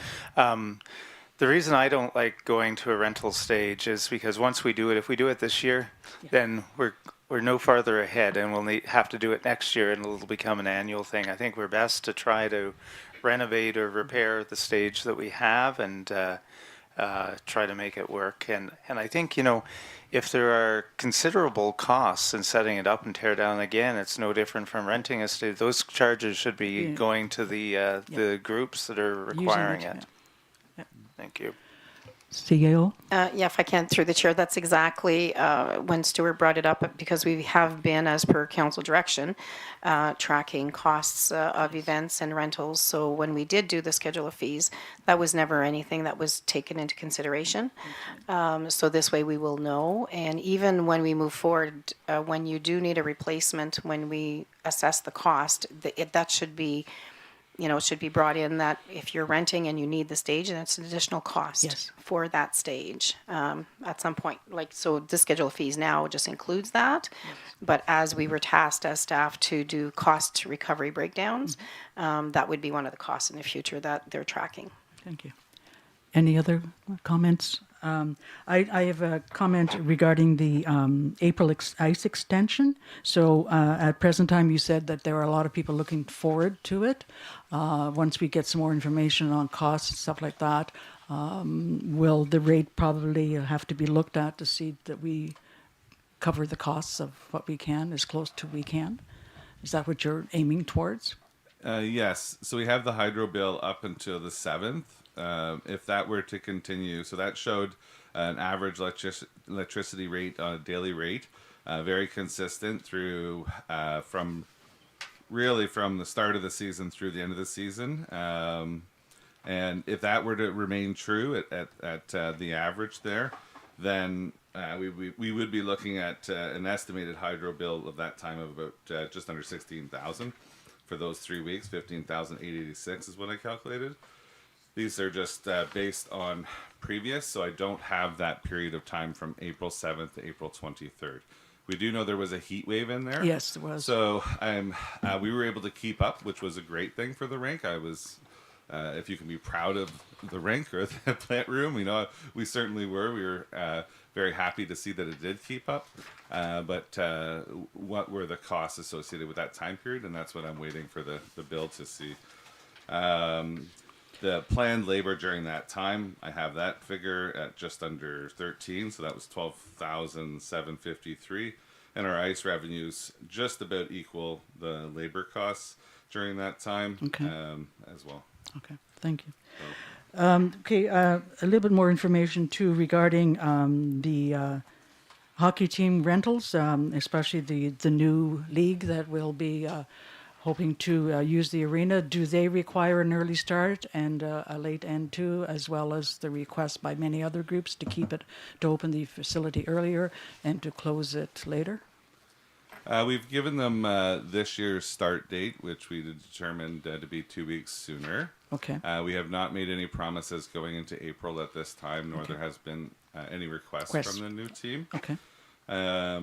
I am happy to report things are moving well with the team. I was in conversation with Liam Murray this morning, and I can report that he's very excited for the start of the new season. He's going to have more news in coming weeks. As of June 1st, they were able to actually sign players. So they're in the process of recruiting and signing players right now. And again, he is targeting local players, which I think is going to be great for our community. So we're really excited about that. And there'll be more news as the summer progresses. And just to be clear, the only thing that we are doing with the municipality is renting them the ice surface. Absolutely. We'll be renting the ice, and we will not be interfering with current user group blocks of ice that they had previously. So we've opened up a new window of ice on Saturday evening, and Sunday afternoon after public skating was not a time that was utilized by any of our groups. So we've offered that up as well. So, A question regarding a request regarding the running of the canteen. yes, I think now that we're kind of coming out of the pandemic, I think it's a good idea to revisit tendering out for the canteen. I think that the canteen could be a possible revenue source for the town. I know that the people appreciate this year.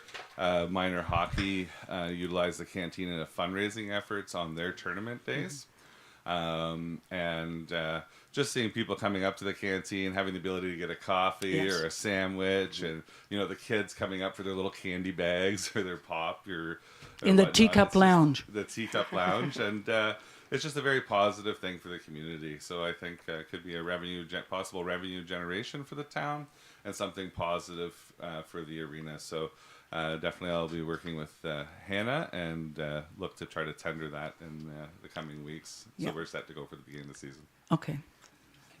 Yes. I'm glad you brought that up. Yeah, Councillor Micah. Whether it was going to be this meeting, it was coming anyway. So if the tendering, because we've done that before, and we got lucky several years ago when Charlie D's, because he wasn't open there in the winter, so that worked out really well. I know we had someone else, I think did it one year. I'm not sure how they thought if it was successful enough, because people are going to do it to make money. If it doesn't work out, could we have a plan B of trying to look at doing it ourselves? Now, however that would work, is that we could hire, look at hiring some students? Could we, maybe it's not constantly open, but just as a backup, because I agree, I think the canteen should be open. It's a thing in my heart because Bob Mitchell made me work there when I was 12 as a volunteer, and the money went to the arena. So I'm a professional chuck wagon maker. But you know what I mean? So if the tendering process doesn't produce results, maybe we could have some sort of a plan B. I think that's certainly a great idea, and I think that we should put everything on the table. And maybe try to offer work it out through to groups. Like if minor hockey's doing it on their tournaments, maybe there's another group that would want to do it one time a week, or who knows? There's maybe many possibilities there. The reason I think it's a good idea as well, thank you, Councillor Micah, is that because of some of the other restaurants, because they cannot hire staff and stuff like that, and it's not available like Tim Hortons, like Hannah's. So I think it's important to have something available to the people coming in, and it is a moneymaker for sure. Mayor Wilmer. Yeah, I think another point on that too, I think by extending the season 2 weeks in September and possibly later into April, it makes it more viable and more attractive for somebody to look at the potential of running it and operating it, or whether it's ourselves. I mean, it's still more worthwhile too. So, thank you. See you. I just want to add, just to make sure, as we were speaking about, running it later, starting it earlier, there is a requirement that ice has to be off for a certain period of time, is there not? That's correct. That is 4 months, and Minimum. that's to avoid Yes. Permafrost underneath the ice surface. Yeah, I don't want to lose sight of that because they were very clear on the long-term impact if we don't. Okay, Yeah. that's good to know. Currently, Yeah. currently with the schedule from last year to this year, we've maintained that 4 months. And that would be my recommendation going forward. Okay. Minimum 4 months. Because I do like the idea of keeping the ice available, because we never know what's happening with our outdoor ice, and we need to have that available to community. Thank you. Oh, yes, sorry. Mayor will. And just one other comment, if we start getting into a situation where we're getting close to those 4 months where we need to be out, I really think we'll find that we have more interest in the earlier start than the end of the year. I mean, it was good this year, but people are anxious to get on the ice in September. So And so what is the opening date for this year? I'm sorry? Currently, right now, we're targeting the 16th of September. September 16th. Okay. All right. And if I may, through the chair, I don't know if this is the right time or not, but because we don't meet regularly in July, I believe the last report that Stuart brought to the table had a large number of cancellations. And I would like it revisited and brought back in August so that it's clear to the users in September if we're moving forward for that. But I need to know that because I know council was unsure, but I think even the summer, the April that we rented, there was still a lot of cancellations. Can you speak briefly to that? Yeah, I didn't bring the data with me today, but there's certainly a sufficient number of cancellations that would warrant some degree of deterrent. Yes, so absolutely. without a degree of deterrent, Yep. It's not meant to be, punitive in any nature. It's just meant so that we can better plan to fill those ice spots. There are other people in the community that would love to have it, Yes. especially prime time spots Yeah. that we could open up and advertise for, and also for us to protect the taxpayer to ensure that the best use of the facility. Yeah. Absolutely. So if we could plan in August to bring back the report for the canteen as well as a proposed policy for cancellation, I think that would be good timing. I agree. Do we need any kind of... No, I believe that's just a staff Yeah, direction for direction, both okay. Hannah and Stuart. And the other staff direction, the canteen, correct? Yeah. That'll have to get out before the August meeting, though, because you want your tenders out, because you're opening September 16th. Yes, so I would my tender process in order of priority is the air conditioner. As soon as that gets out, which will be this week, hopefully, then it'll be first. I need to get some budgetary quotes on the plant work that needs to be done. If it exceeds the amount per our bylaws, then I'll have to tender it. That's mainly the health and safety, the exhaust system. Yes. Yeah.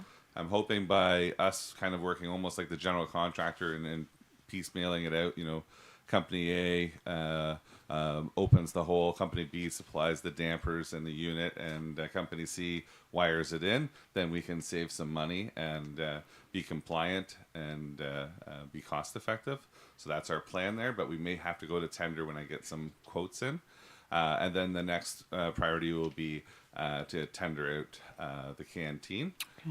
But we're hoping all of that to take place in a short period of time. So when we come back in August, they should all be out and answers back in or answers pending. But people will need to plan if they're going to open the Yes, canteen absolutely. on the 16th of Yep, September. absolutely. So I think that process needs to get out in June. Yes. And so they have an idea. So by that meeting, we should have an idea if the tendering process was successful. If there were no tenders, then we would look to Councillor Micah's suggestion of a plan B Yep. on how could we make this viable, put together a bit of a business plan to see if we could make it viable, and then go from there. Councillor Micah? Sorry, can I just, so as far as tendering for the canteen, because we've done, Yeah, we already have a contract. Yeah, so Yep. we have An a agreement. basis to Yep. work on. And if September 16th is early, so, maybe you could there could be a little flexibility in that tender to say, you 16th or the 15th of September, but maybe October 1st is okay too. Because it's still kind of touristy and things are happening in September. So you don't want to have somebody say, oh, I'm not going to bother because I can't do September, but geez, I wish it was the first week of October because I would have been, So just maybe a little flexibility on the start date. Yeah, I think we could build that Might- into the tender. Yeah. Just open the door a little more. And in response to that, too, is September, the first 2 weeks may not be as busy with teams and tournaments and stuff like that, too. So it is not as Practice. yes, it's more practices, it's more private rentals and things like that. So it would give extra time for a canteen. Or you could even put in the goal, but they can bid on an alternate date. they could. Yes, I could say propose. the start date of honor, the 16th to October, whatever date we picked, that first weekend of October, and something along that Yeah, nature. just so that it's a little more flexible, because Sure. Yeah. there's not hundreds of people, I don't think they're gonna bid on running the canteen for the winter. Well, there may be. That There would might be. great. That would be wonderful. Yeah. Okay. Any other questions regarding that, or we move on to the parks? Okay, so in parks, the repairs have been made to the Lakeshore and Pog Lake washrooms. The sinks have been repaired in Lakeshore and changed to stainless steel, so hopefully they're a little bit more durable. And I'd like to present, staff would like to propose that we update Lakeshore washroom with auto-locking doors. So this is similar to what Bancroft has in place, Maynooth and Eganville. And how it would work is we would set the time of day that the washrooms would be opened and closed. So for example, if we wanted to open them up at 7 in the morning and have them close at 8 or 9 at night, we set those times and they auto lock. If there's somebody in the washroom, when it locks, they can still get out, no problem. Okay, that was going to be my question when I read that. Anticipated that one. And we have flexibility of changing that time if we were to have a community input saying, hey, I'd like to open a little bit earlier or a little bit later. But the main idea is, it would be to deter individuals from hanging out and possibly continue to vandalize the washroom, which we believe is happening in the evening hours, not when regular users are utilizing the washroom. And the cost of which I've had quoted at $1,445.04. The individual indicated it could be completed within a couple of weeks of approval. Okay, I think that's a very good idea, since vandalism is getting a little bit of extreme right now. And they had been breaking in even though it was locked. And just recently, when we were coming to the barbecue I was approached by one of your staff members that had just been down there cleaning feces off the walls. Yes. So we definitely need to stop this. I think that this is a positive answer, and as time goes by, I think what we can do is change the hours depending on the season. So in later summer, later fall, it doesn't have to be open as early or as long. But we do have to provide that because of the tennis courts and the lake shore. And we don't want people using the lake to relieve themselves. But I think we have to work on vandalism. And I think we need to get our community behind us to say this has to stop. We need everybody in the community to work together to stop this. I am in favor, and I'm willing to make a motion if we need more discussion. I will make a motion that we spend that money to put in the locks. I'm looking for a seconder. A council. Oh, three. I saw Joe first. Okay. Councillor Olszewski seconded it. Any discussion? I would just like to make sure that we know where the funds will be coming from based on the budget. So Yes. do we have enough in the park maintenance to do that? Or maybe consult with Amanda. Yes. Yes, we'll I approve the treasurer motion, and- but Lots just of to money see. that can be pulled from somewhere. Okay, well, just to see. Don't go over So- budget. Good. Mayor Wilmer. Scrap something else in favor of. Mayor Wilmer? No, I'm totally in favor of it. I think even without the vandalism, I think it's a good way of looking after things. What are we doing now? Do we have somebody facility? They're just We have staff during the week that visit that on a bit of a schedule. So it's on a typical summer day, that would be in the morning and then in the afternoon. We've tried to improve some conditions. I think I've mentioned before, but we took out the paper towels Yes. and replaced that with hand Hand dryers. dryers, Yeah. That'll save us with the ongoing cost of the paper towels. But also the paper towels were being utilized to plug toilets and sinks and things of that nature. So that's been removed. But typically twice a day unless we're called. If we're called, then we respond right away. See, And I would think- also, I'd like to also encourage the community when they see something happen like that, because very often you're driving by in your car and you see it, to call 911 as necessary or whatever. Sorry, I think I'll go with Mayor Wilmer first and then. Yeah, no, I Councillor was just Mika. going to say, no, this is far more efficient than sending staff doing it, and it will provide potentially some savings that way too. And no, I'm fully supportive of this. Councillor Michael. So I just, to review the staffing, so the staff that is going there is not the summer students that are working or hired to run the swim program. So we're talking two separate sets of Correct. staff? Yes. Yep. Okay, so, and we're sending staff there twice a day? Currently, it's based on condition, but if we were to improve something, so say we were to do it in the evening, and then we locked the doors, Yep. only a few hours later, then I would expect the morning to be sufficiently better than Yes. the mornings that we're seeing today. Right, so so we get this installed, so we no longer require a staff member to open or close. So the point to that then is I think it's overkill to have staff going there twice a day to clean those washrooms. They should be cleaned once a day. Pick a time, doesn't matter. So you can post it, washrooms will be cleaned at 10 a.m. I mean, whatever, or 4 o'clock in the afternoon, doesn't matter. But I think that's overutilization of staff time to be running there, because I'll tell you, Stuart, before that bathroom was there was holes in the ground. It was basically an outhouse, and there were literally holes, like it just was holes into a holding tank, and it would be lucky if they were cleaned 3 times out of the whole summer. So I think that staff doesn't need to be that much utilized there cleaning washrooms twice a day. So I Yes, think yeah. once a day is sufficient, and then that staff member can be utilized doing other things. Yes, in discussing this with Stuart last week, that suggestion was made, and he said he will actually do Yeah. it. Yeah, absolutely. Good. And even the other bathrooms as well. Yeah. And I mean, I can speak to it, but the summer school, the summer staff down in Cumbermere, I think once they're there, isn't one of their tasks to clean the washroom, sweep it out and clean it? There's really nothing to clean, it's an outhouse, right? So it's really just sweep it out and make sure there's toilet paper and whatever. Isn't that part of the duties of the summer staff when they're doing the swim program in Cumbermere? I think they check on it. I don't know if they were restocking it or kind of indicating when it was, but we can implement. I think that's the way Thank it you. used to be, and that's utilized, it takes 5 minutes. There's really nothing to clean. And then one of your guys, or whoever, girls or guys, once a week, when they go to cut the grass, right, they can do a thorough, quick job, so you're not having somebody running all over daily cleaning bathrooms. Okay. And the same thing with Wadsworth Park. I know before when there was really maybe the odd once or twice throughout the summer, somebody physically went there, but really it was done when the grass cutting was done. That would be done, and double checked and stocked.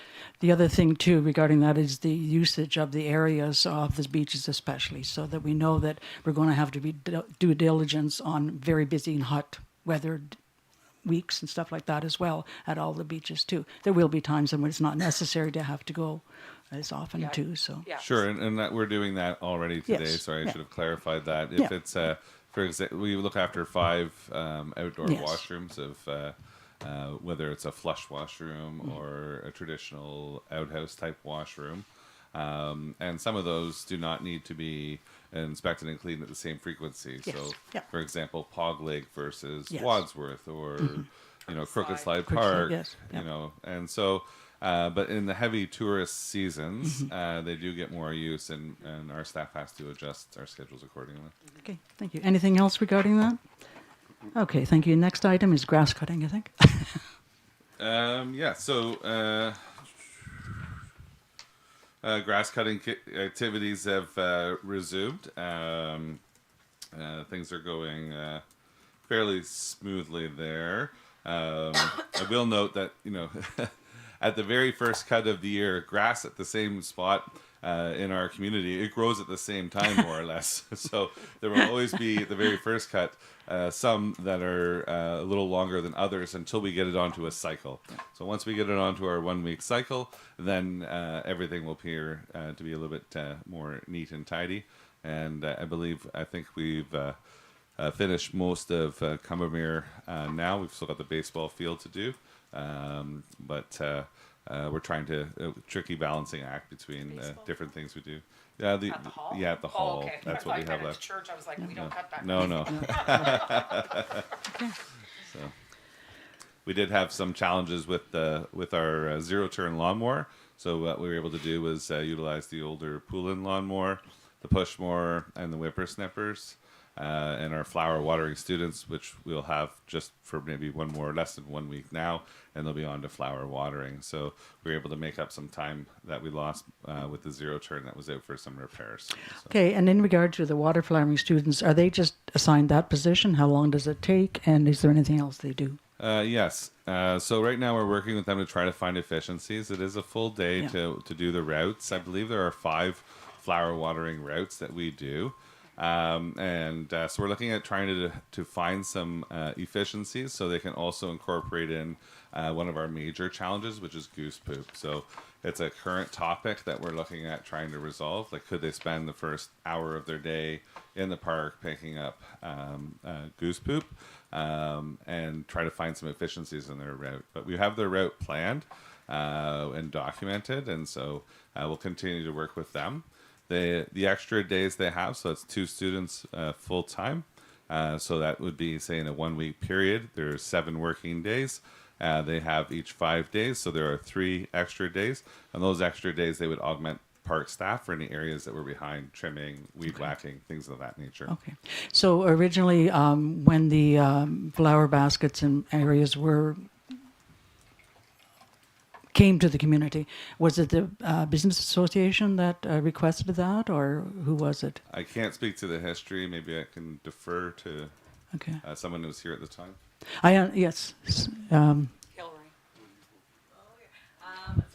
So I also Come up to the table, please, with the microphone. Thank you. Yep. So I'm also not sure how the arrangement came about. It's been in place since I started almost 2 years ago. But the BIA does purchase flowers, the hanging baskets that you see, and a couple planters. The Horticultural Society also puts flowers in planters.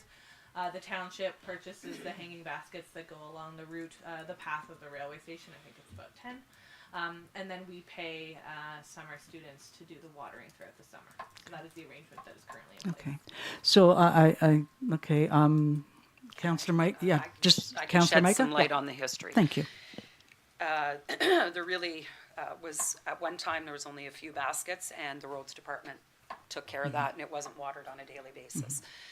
Over the years, years ago, the Horticultural Society approached council and requested permission to build some permanent flower beds around, mainly down by the lake shore and a couple of different spots, at their cost, just requesting permission to be able to put that on municipal property, and they would build they would deal with them.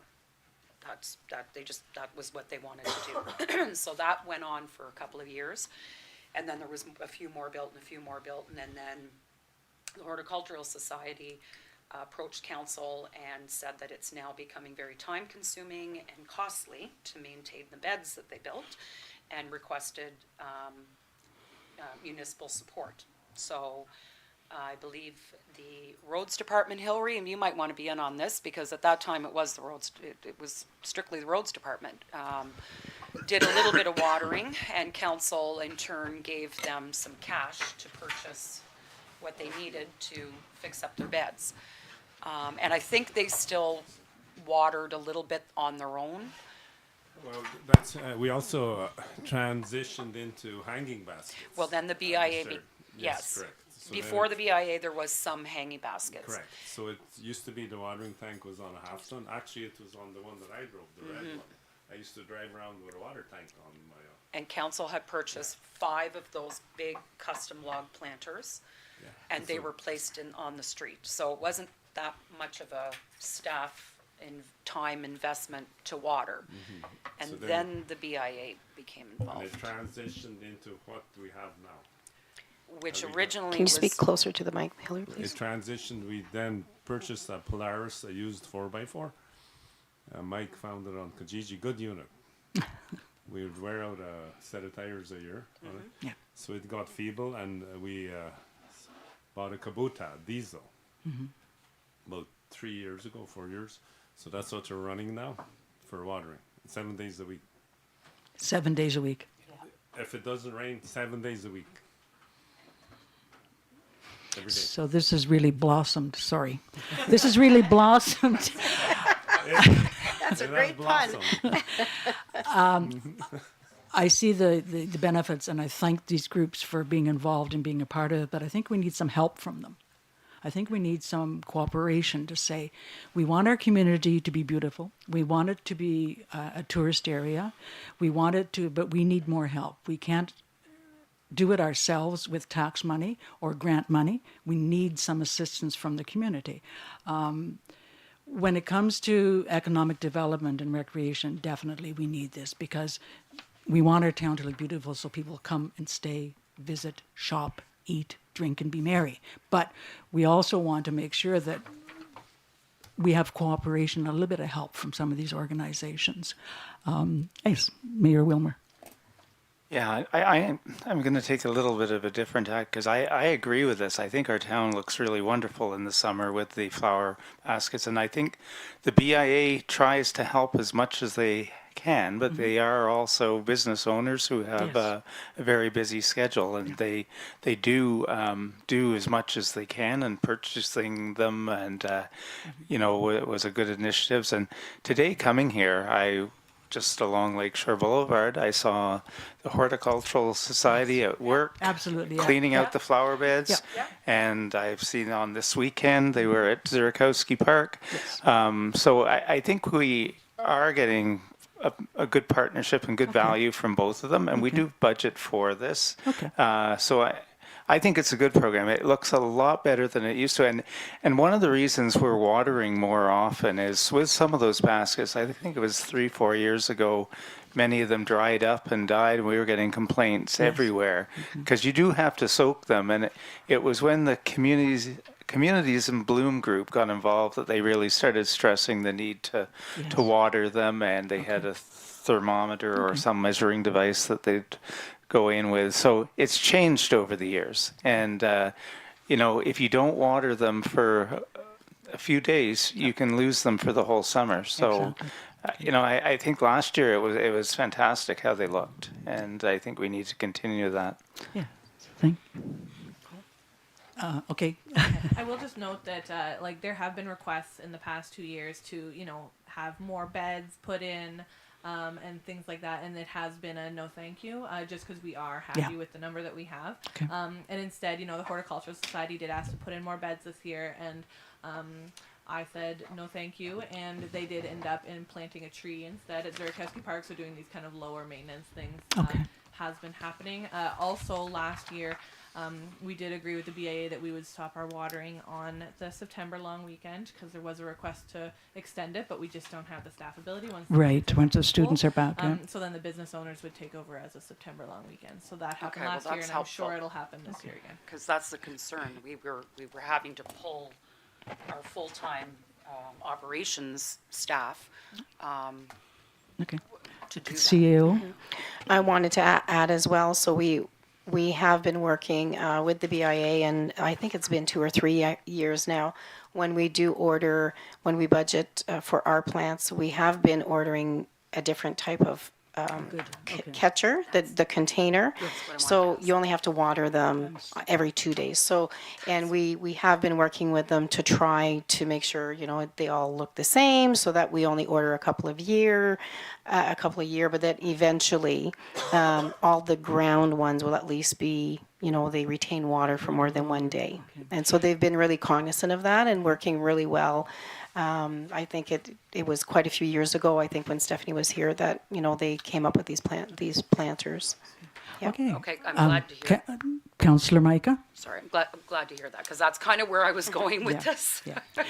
Because I know you can get self-watering baskets. Yeah. Yes. They're expensive, there's no question. They're not $10 baskets. The weight of them prohibited us from using those for the posts. Okay, because that's what I want. Yes. Okay, so there was that. And then how are we handling Cumbermere and Wilno?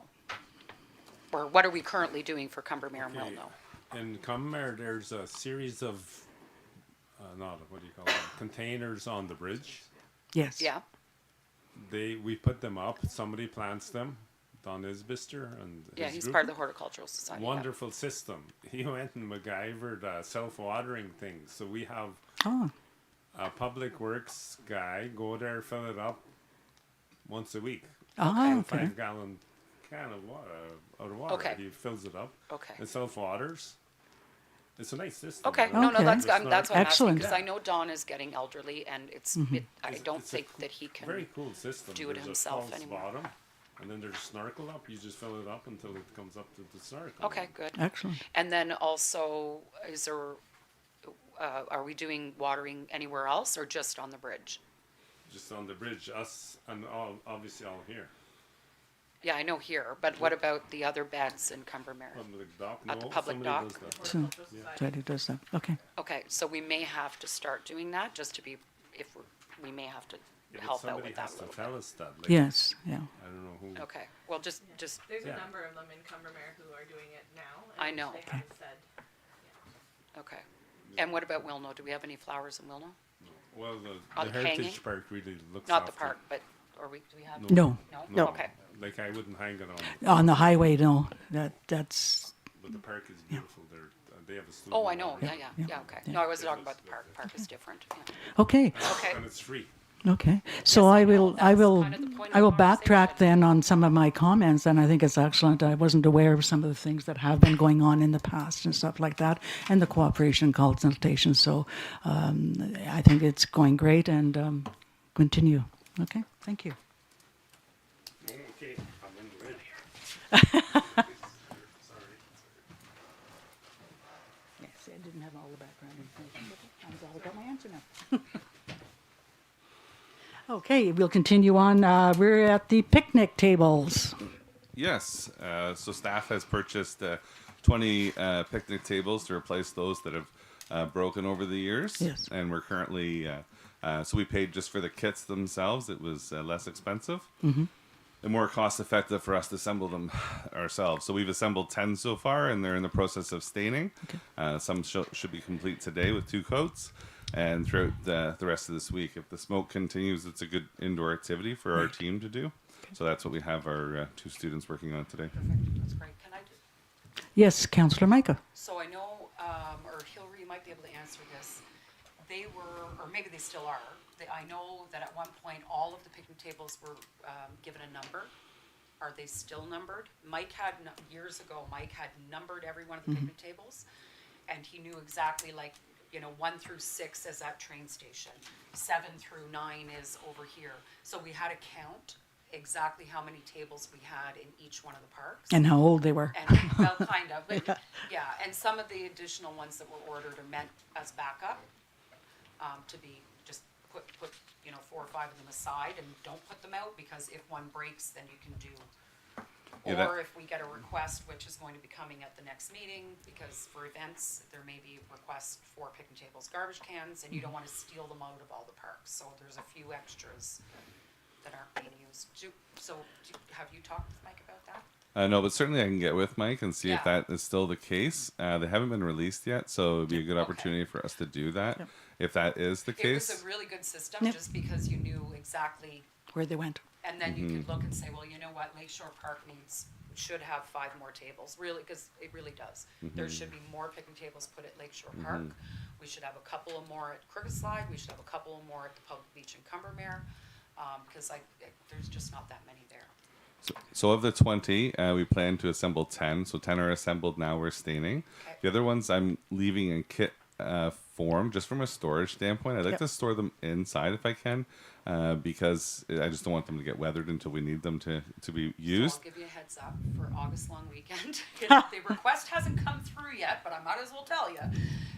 There's going to be a request for probably at least 12 picnic tables for Seal Blitz. Okay. And last year it was a scramble, and they were just, and again, my concern is it's the long weekend. So we don't want to steal, take out all of these picnic tables from the parks on the busiest long weekend of the summer. So you may want to get those extra ones assembled, and then we could just. Yeah, grab there's a few. lots of time between now Yeah, and then, lots so we of could certainly do that. I would suggest that maybe we put out the 10 that we have painted or stained after this week, and then we can reassess where we are. Maybe Thank you. we only need 6 of those, Yep. and then we've got 4 in reserve whatever. or whatever. Doesn't matter. But certainly that's enough time. It's a good activity for smoke days or rain days Yeah. for our team. Sorry, through the chair. I don't mean to interrupt. Just for the the time that's left for the agenda, if some of the some of the requests, like maybe we can send that like in writing just for the requests for the August long picnic weekend. tables. Yeah, no, no, I realize that. I realize that. Okay, our next item. Okay, so baseball diamonds. It's really wonderful to see the utilization of the baseball diamonds this year. Last year, my first year as part of the team, we had about 2 rentals per week. This year, we're averaging 7, 8 plus rentals a week right now. Sometimes two different groups per day, which presents its own challenges to manage, but staff is able to keep up so far. And so that's exciting for the community, and also I'm a baseball fan, so it's nice to see. That is both the softball diamond and the hardball diamond being utilized this year. The hardball diamond was a bit of a state of Misuse. misuse. Just like anything, if it's not used for 2 or 3 years, nature starts to take over again. Yes. And that's what's happened with this diamond. It's had large clumps of grass in the field, and it was really in a bit of a rough shape. But Tracy Murray, who looks after the local softball hardball association, along with some volunteers from Murray Brothers, came out along with some staff. We worked together with the volunteers to get the infield into a state of play. It still needs, it's extremely dusty. It's basically a dirt infield right now. And it's a large infield because it's hardball, so it's probably another 20 plus feet from a softball infield. And so it really needs material put on there. And the good news is that Murray Brothers has expressed an interest in donating material for the infield. So we felt together, Tracy and myself, that we'll target kind of August to do this work. They can get through the season best we can right now. And then in August, we will do the work necessary. It's a bit of a quieter month from grass cutting typically. So it allows staff to maybe support that a little bit. And we would spread around the material, of course, roll it, rake it, wait a little while for it to settle, roll it and rake it again is basically would be our game plan there. But certainly there's lots of potential with that diamond, and definitely with Murray Brothers support, Murray Lumber, that I see lots of possibilities that we could really make that diamond nice again. And so we'll work towards that over the coming years. Thank you. And I've been up there for a few games with on both fields, and it's great to see how many people are out. The children, the parents, the grandparents, everybody. So it's great to see that it's back on the road again. All right. Yes. On that, sir. So I'm glad. Thank you. I'm glad you're working with Murray's on that, because they. Again, that was a donation by them 100 million years ago. So I will go back to our last meeting when I talked about signage. I would like to see, and I will put a motion on the table, that the new sign reflects that was, I forget the original wording, it was on the cube before, whatever was on the cube. If we still have a picture of what was on the cube, I don't know if it was Murray Memorial Ballpark. I think it was Murray Memorial Murray Ballpark, I'm not sure. Ballpark.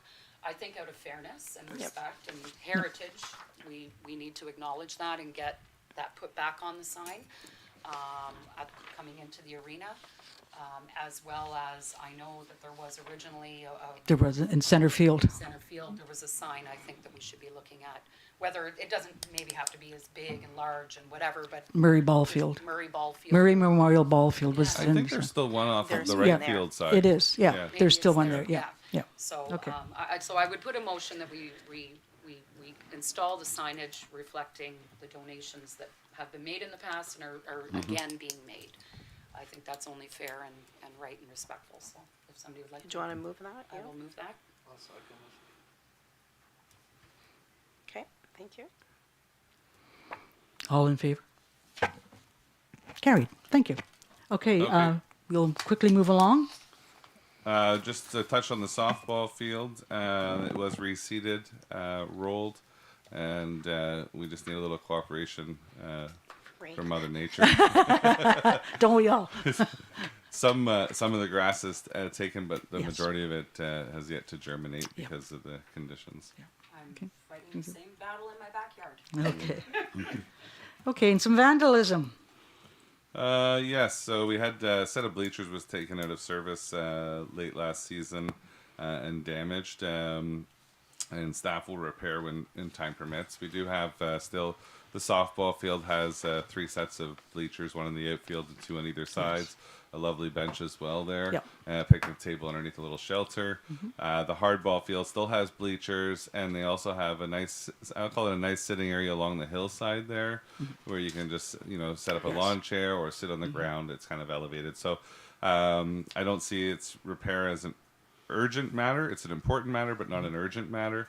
And so we will address it as time permits and prioritize accordingly. One thing that was brought forward to me was these ATVers and people with vehicles burling up and stirring up the dirt in the parking area up past the hardball diamond. It's quite a challenge with the high school being located where it is. With the high school students doing, I guess they're what we call them burnouts, or where they spin around fast. Also, not just limited to the parking lots of the PJYCC arena and the behind the hardball field, but the hardball field itself had some had vehicle traffic on it. Yep. And so it's one of the ideas that Tracy and I discussed was, she had expressed an interest maybe in having a fence entirely around that field and building dugouts, which I think if we ever got to that point, it would just be fantastic. Dugouts. Yeah. Even the hair on my arm stands up. It's, I think it would be great for the kids. But so that would prevent them from going on. Perhaps I can discuss with Corwin what our options are for that. But being so close to the high school, I don't want to say kids will be kids, but I think it's adults too. Yeah, coming up the road from the arena and coming up and having some fun. Sometimes and they go It's not just faster students. than I would like. Yeah, They're it's there, not just but students. the ones that I did was able to capture a license plate of one person that was tearing up the parking lot around PJY, and that was passed on to Corwin. So I think he was going to issue a letter. The other thing too, is there a slow sign, or is from the arena to the hardball field? Very often, people are flying down that road. Do we need to put a sign, a speed limit sign towards the arena, or just leave we it? say the road is closed. Okay. Yeah, that's what I was saying. Sounds good to me. All right. And the other part about vandalism I just want to mention was when we were over at the volunteer barbecue the other day, one of the lights was knocked over. Vandalism there again in Water Tower Park. It seems to be a community challenge at this point for us, and I like the approach that we are taking, where we're involving the community. It's all of it impacts everybody that enjoys this community. And so instead of having staff, limited number of staff trying to watch out, or police department, we all become that, and we police this as a community because it's unacceptable. It's an impact to the taxpayer, and really it creates other backlogs with work with the municipality, and it just looks unpleasant and can be dangerous if there's broken glass. And the cost. And I think Sue was in her report regarding the police being notified. I think there's often that we need to feel in the evenings, especially on weekends, that we have a few more drive-bys by the police in the area to watch for this, because we know that's when that's happening, and so do they. And I know they're very busy, but I think that's something. Okay, sorry. Next item. That's what I have in my report. Are there any questions for me at all? No? Okay. All right, so we will move on. Thank you very much. Okay, so recommendations. Go ahead, Sue. I don't believe there were any No, here. just Nope. information. That's right. Okay, so we're on to item number 10.1.2. Point two. And that is Hannah Gutowski. Thank you, Stuart. Okay, Hannah, it's all yours. All right, so I'll start with the community recreation and community development update. So Hannah, first- could you bring the mic close? I'm getting a lot that nobody's hearing. Is this Anybody better? at the table? Yeah. Okay. The first item there is the business breakfast. So following May's committee or council and committee meeting, I've rescheduled the business breakfast to the fall. We're hoping for October. Council requested more information on 2019's event to better understand how this year's event should be planned. So I have found the following information. The event took place on Tuesday, October 22nd. In the morning, it had a hot breakfast and a speaker. One free ticket was provided to all MV businesses. Other businesses or guests were welcome to attend at $15 a person. The total expenditures from the event was $944, which included catering, a speaker, and advertising. The revenue brought in for ticket sales was $75, and I did attach a budget breakdown from that event. 37 people attended the event, including council and 4 staff members. So an estimated cost for an event this time around would be about $20 a person for catering, with any additional expenses such as a speaker on top of that. If we're having council invited, a handful of staff members. If we're doing department heads, that'd be about 5 other people. So I'm just looking for direction on how council would like me to proceed with the event.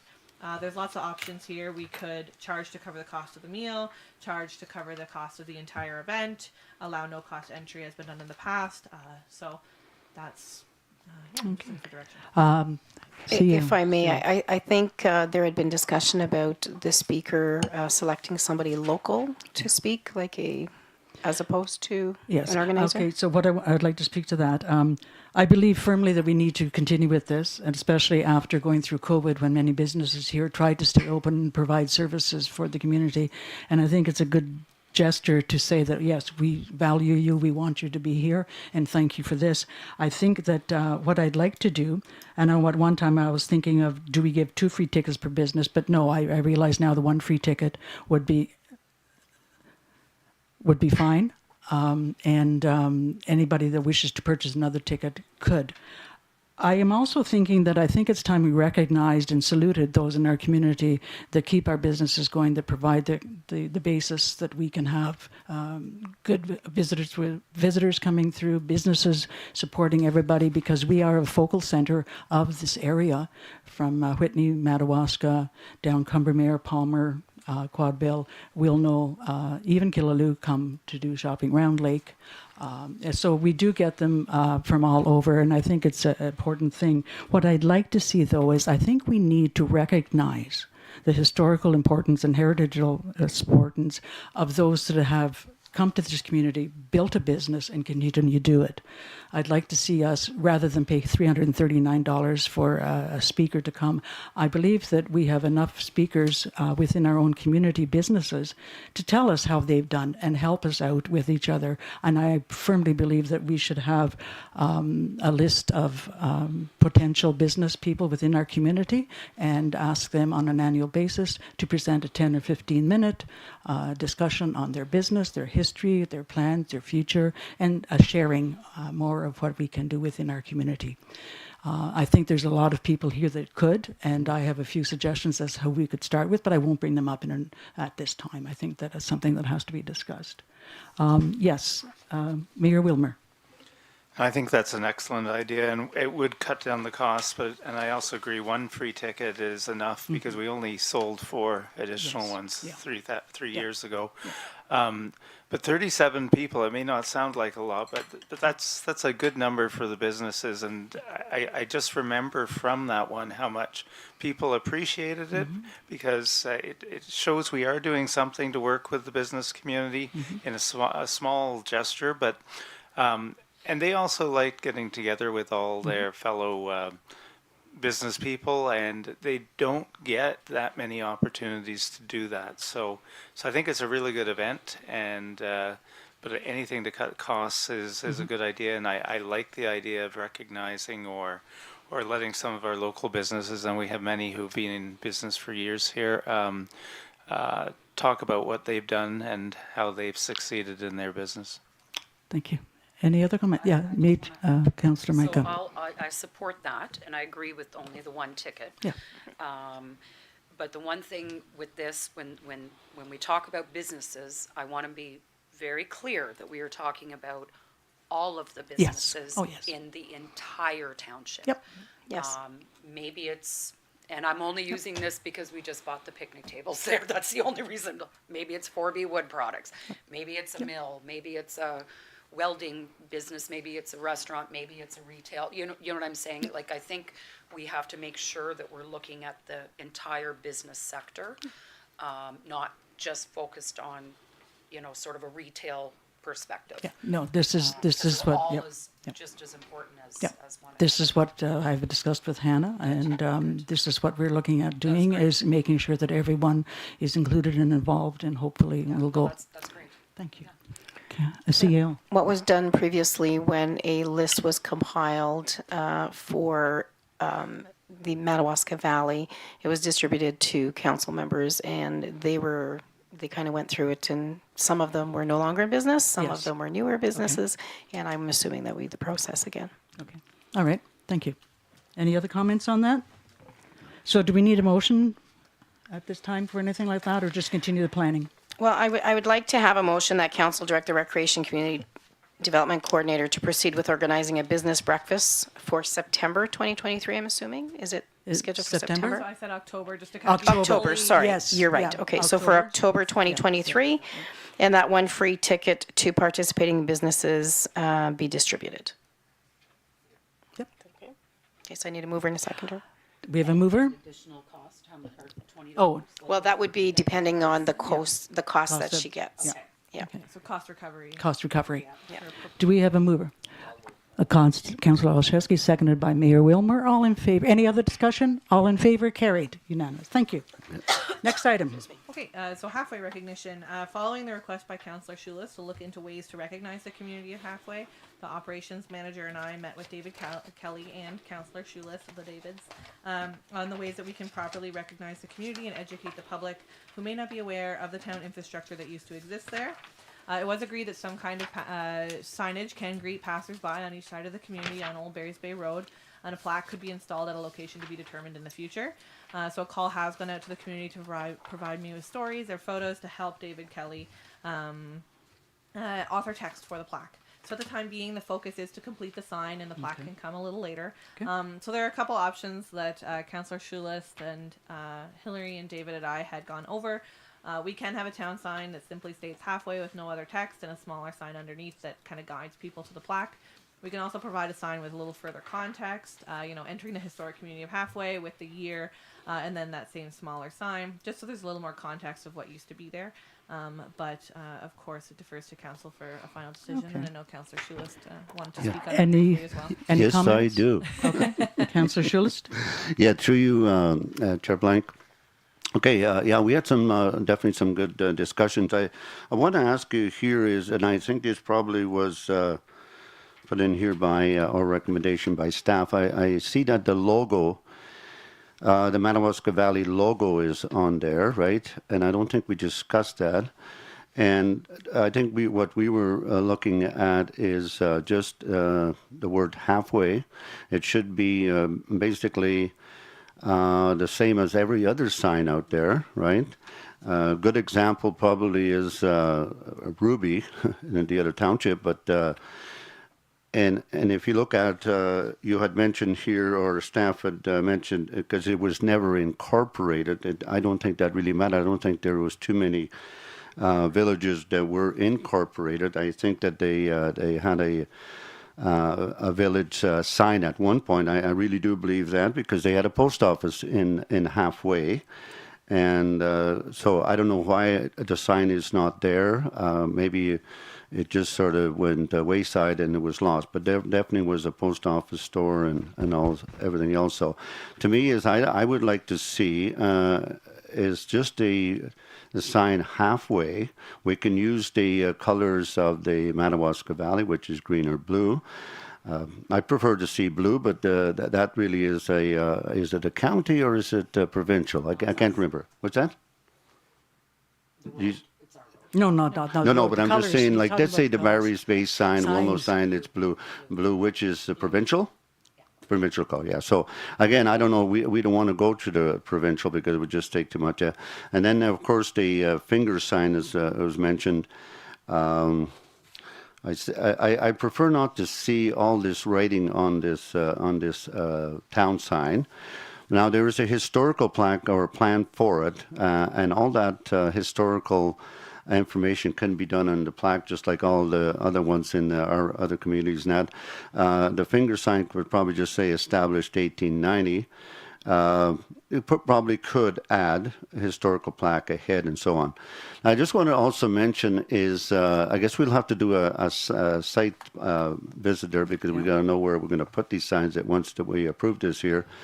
But I know that Ronnie Koznatsky has offered a little chunk of his corner there for the historical plaque to be erected. But Hannah, you had mentioned that maybe that's not a good idea to have it on private property, right? yeah. You know, so maybe we can agree or not to agree on this here, but there has been an offer, right? So the thing is that the only thing I would see right now in with option one is not to have the logo, because we don't want it to stand out. We want it to be like every other community in town. So I'll leave you with this, and I want to hear from council. Thank you very much. Thank you very much, Councillor Schulist. Any other comments? Councillor Micah. So I agree with you, David. It doesn't need the Madawaska Valley logo. I think if you go with the white background and the blue lettering, it mimicking the Ontario road signs, it's just you're doing it in reverse. With the historical, I don't know, the thing on the bottom, I think somewhere settled circa 1890, that could be on the small portion. Yeah, and the finger sign, yeah. On the bottom part, but on the top part, it just plain Jane halfway. I mean, that's what we're doing, right? We're putting a road sign, so. Okay, So- thank you. Councillor Olszewski. If we're doing halfway, we have to do Hopefield too, right? Yep. Right away. Yep. Yeah.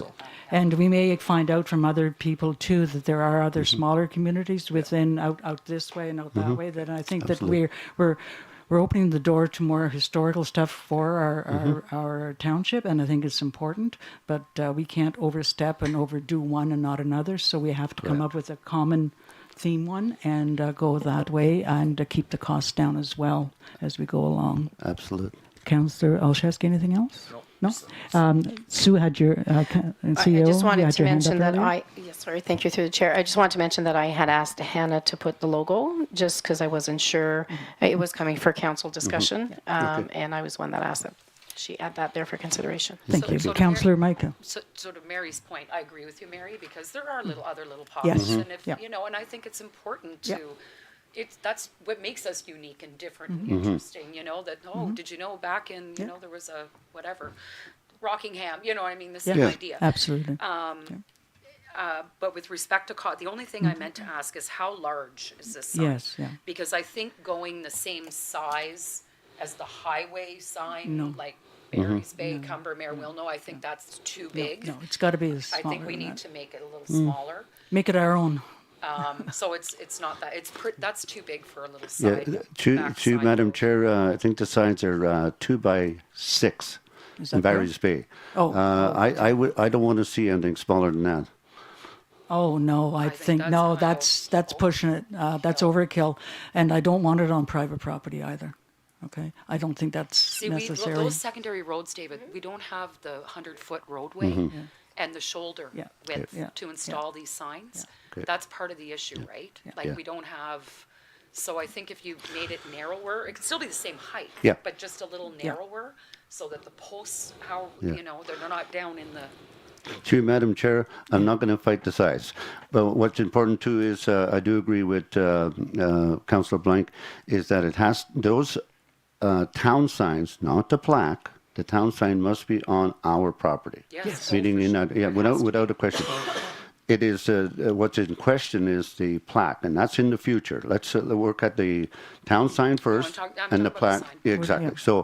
So where we put that, we can have a discussion later. Thank you very Mayor, much. thank you, Mayor Wilmer. Thank you, Chair. I actually prefer option one.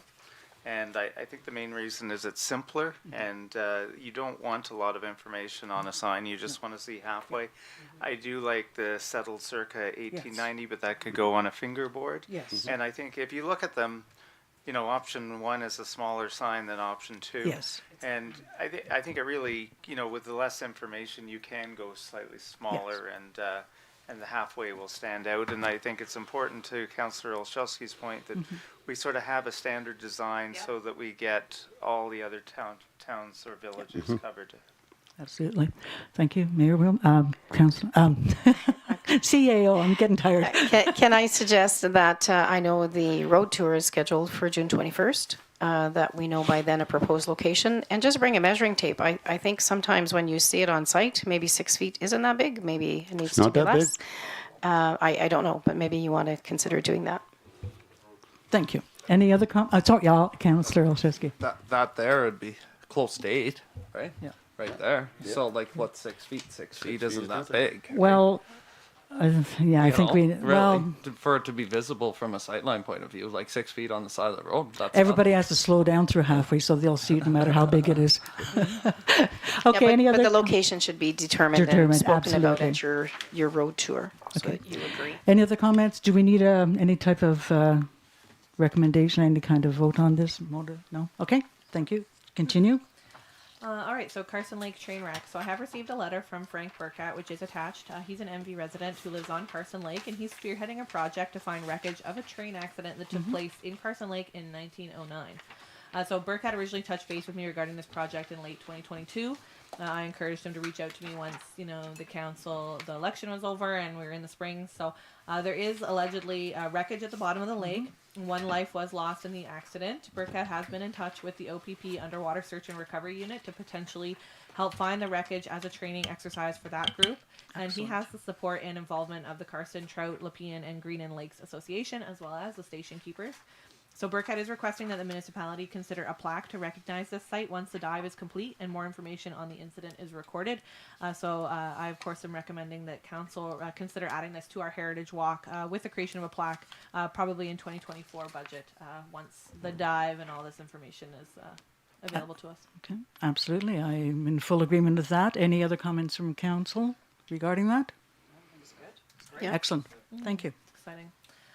So I just have kind of a laundry list at the end here. So planning is underway for 2023's Artisan Festival. We have 15 vendors attending this year's event, which is scheduled for July 8th. Washroom renovations at the railway station. So again, they're complete tomorrow. So as of tomorrow, we'll be up and running. Okay. So they're just putting the finishing touches on it today, and then of course we'll be open on Friday as usual.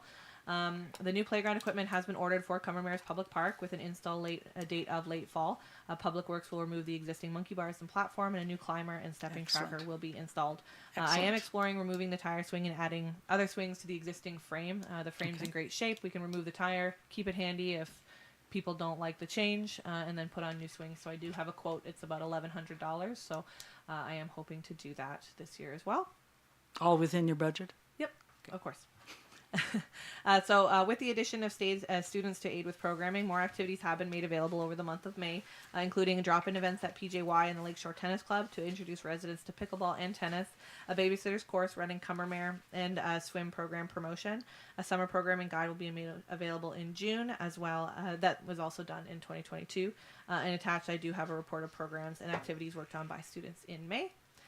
Township staff would like to update our photo bank for use online as well as print materials such as township pamphlets or advertisements. The existing bank is over 10 years old and includes streetscapes, facilities, and parks. Canada Day planning is also underway with the bulk of our grant funding going towards fireworks. Despite rising costs of supplies, the budget will remain the same as last year for the fireworks. The remainder will be split between the Wilno Heritage Society and the Royal Canadian Legion, who have indicated they're putting on events this year and would like funding from the municipality.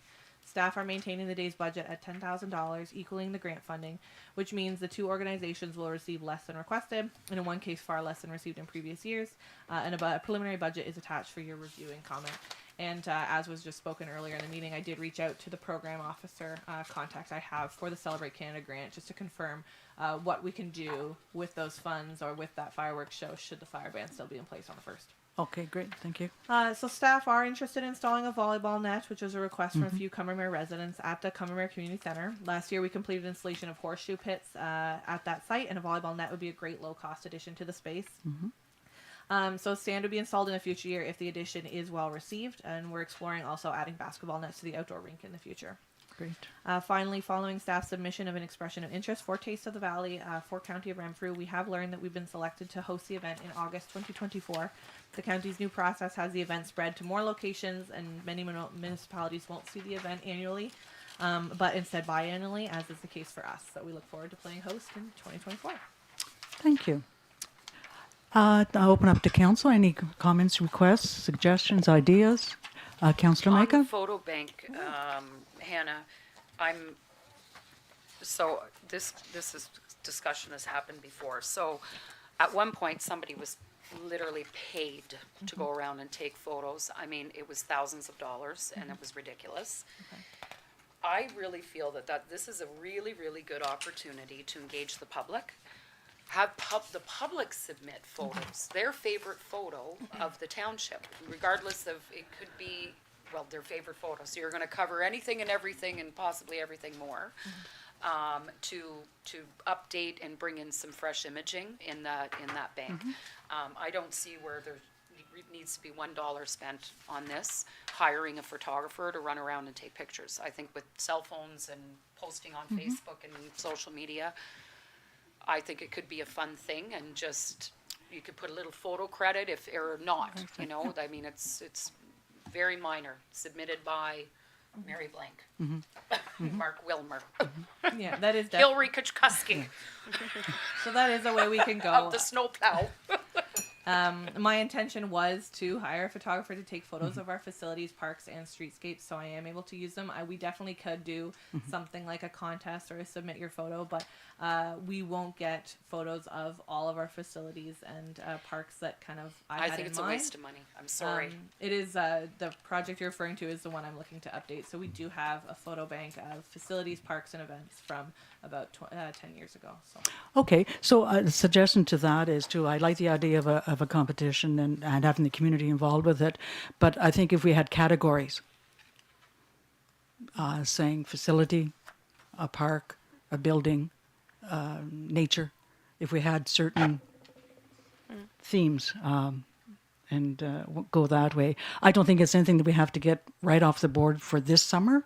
I can see, I'm in agreement with getting a professional done, get it done, but now that I realize that we have our own professionals in our own community, I think that we could expand it a bit and make the people in the community aware and then involve them in what we are doing, so it's not just something like that. Yes, Mayor Wilmer.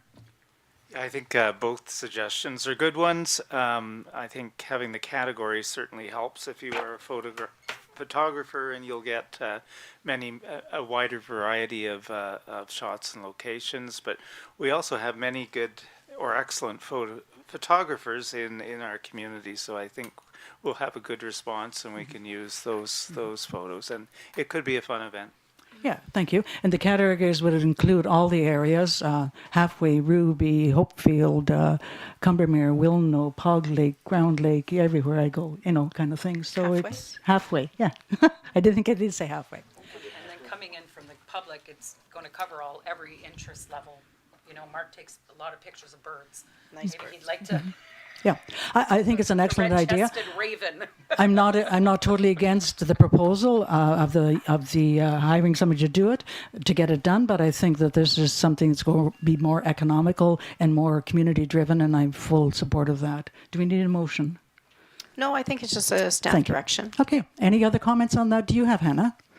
No. Okay. Thank you. Anybody else? All right. So I just want to ask on Canada Day. So Hannah, when I'm looking at your numbers, my only concern is when it comes to the grant money and Canada Day, taking everything else out of the equation, the biggest part of that is the fireworks show in Barry's Bay. Always has been. That's been, anything else that happens during the day has always been either add-on, never happened, little bits, but the big whopper for Canada Day is always the fireworks.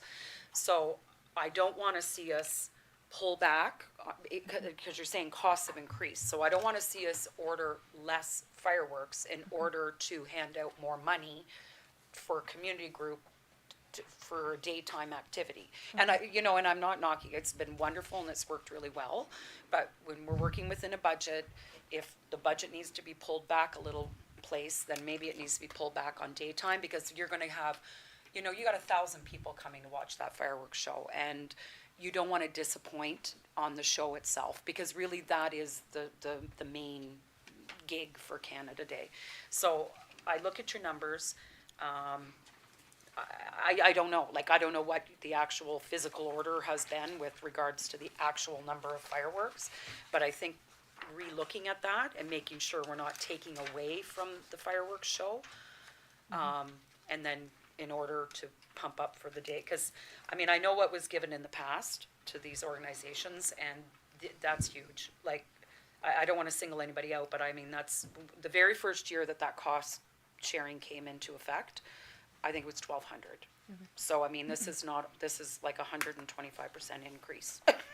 So, you know, I don't want to see the community at large be disappointed, and the cottagers coming in their boats and have them go away and say, oh, that was the worst show I ever saw, when we could have spent another $1,000 and kept it at the level that people kind of expect it to be. I don't know how everybody else feels, but I think it would be a disappointment to Okay, reduce the thank show. you, Councillor Micah. Okay, I have some comments regarding that, and we'll give you a chance to think.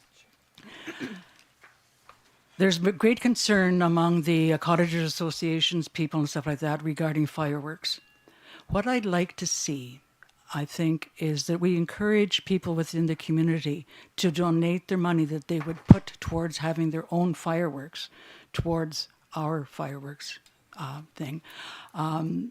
When you look at the impact of fireworks that people set off illegally, the wrong times, the wrong places, I think we need to help celebrate too. But I think if we could encourage people in the community to assist us in providing, you're making faces, is there a problem? I'm listening. Okay, thank you. What I'd like to see is that we as a community decide to work together and say, okay, I agree with Councillor Micah, absolutely. That is the highlight of Canada Day in the township of Madawaska Valley. And they come from all over. And I don't like to see it being decreased in the amount that we are allowed. I know that you've done your best to try and facilitate everyone. But I think our community could come together, whether through local groups and organizations, to donate towards our campaign. And I think we should open the campaign up and for a 2-week period, put a sign that we're looking at raising $2,500, just like we did for our Rockathon, and say we want community groups, community people to give towards this. If I may, I'm just Yes. trying to summarize. So the request. So are you proposing that if somebody goes and spends $200 to do it on their beach, that they might want to just consider adding that money to The municipality. municipality instead of, and that might assist in having less individual shows? And then we could put a notice in on our website thanking these people for contributing to that. Okay. But we wouldn't be prohibiting them if they still chose to do it. Oh, absolutely Okay. not. But Okay, what I we're think that's doing where I is was we're going. trying to work together to make Okay. make it the best event that there can be for that date, but also look after the other items that are important to people that live here too. So then we would, sorry, through the chair, so we would put out a notice saying the municipality is opening it up if individuals would like to donate towards the fireworks to increase the amount of fireworks that we are purchasing, you would be named as, I'm just trying to work out what an ad looks like for me. I'm confused too. Okay, Mary Wilmer, you had something. Hang on, Sue. Yeah, This is an idea just thrown out. So. Yeah, it's an interesting idea, and the details could be worked out later. But I agree with Councillor Micah that you've got to be important, you've got to be. It's important. Sorry, it's important that we keep the fireworks as the main portion of Canada Day.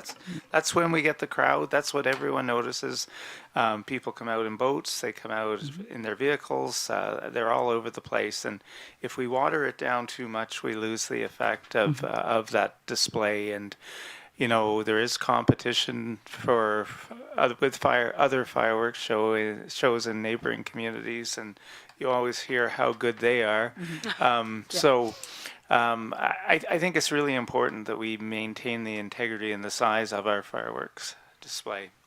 And I think that the one-day fireworks should be going off is on Canada Day. Exactly. Thank you.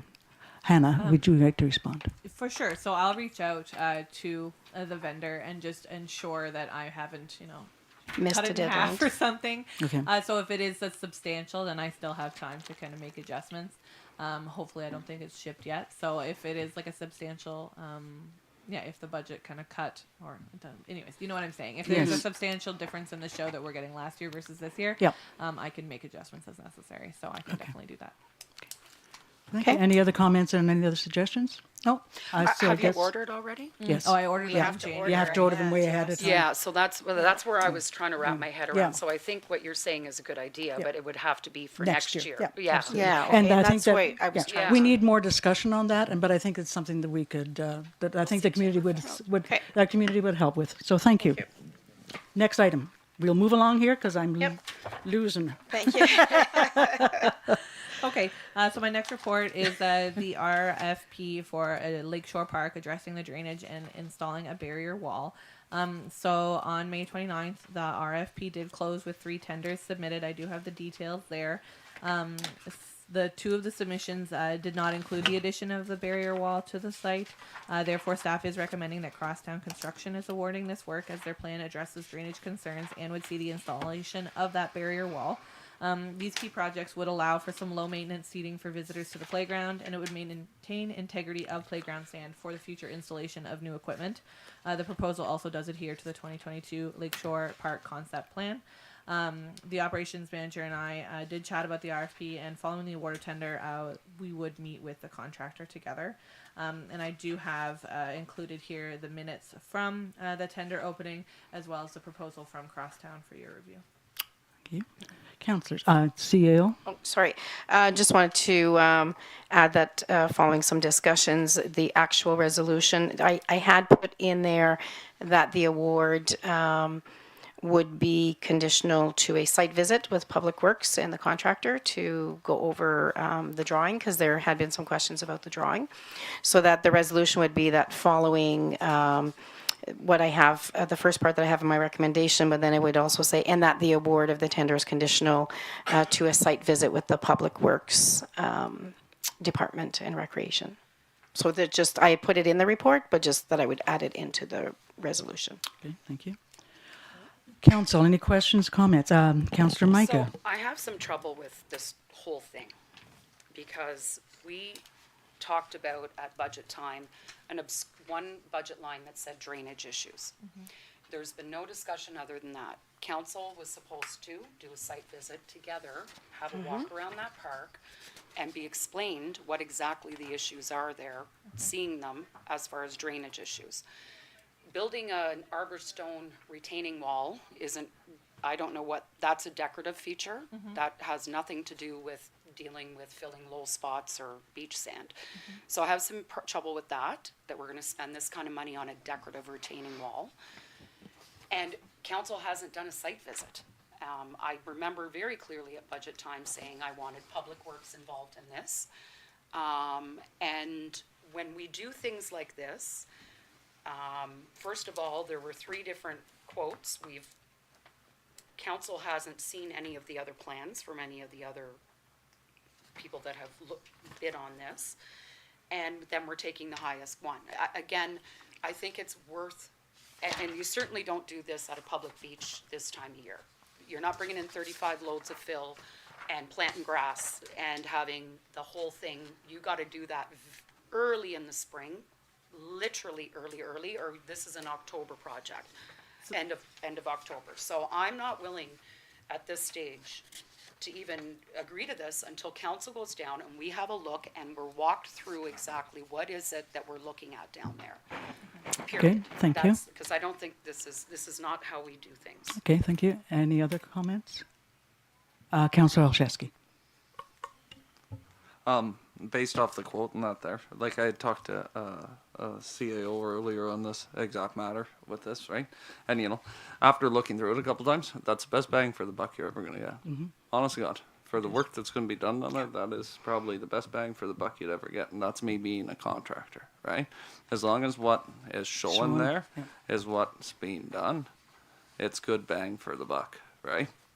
I wouldn't do it for that. I'll tell you that for free. You My- know? Councillor So Micah. again, my concern here is that council hasn't been involved when there was very specific discussions on this. In the past, when we've gone out to say, we've done this before, we did this at the park in Cumbermere after the tornado. Everything was wiped out there. We had one number, which was an insurance, how much we were going to get from insurance, and we put out an RFP, request for design. And we said, we have $10,000, you come back and tell us what you can do for $10,000. We had a separate meeting in here, every one of the plans were laid out, and there was an opportunity to review them, have a look at them, feel which one, whoever would like what best, and proceed from there. It's not an obscure, here's $25,000, go do what you like. That's not how things work around here. Hillary doesn't operate that way on roads. It's not how it works. We haven't done a site visit. And I think that was a very, very clear request at the time, that before any money is spent, council is taken down. I'm not saying it's a bad price, okay? The pricing isn't, who priced what isn't the issue. But if we're talking about a drainage issue, we're talking about beach sand, I'm not sure where the decorative retaining wall comes in here. I mean, people are not asking for that at that park. The issues down there, number one, the geese and beach sand. It's not millions of dollars worth of other things. This is what people are continually asking for. Okay. Putting, you know, the Thank next you. thing will be the artwork we're going to put there. Excuse me.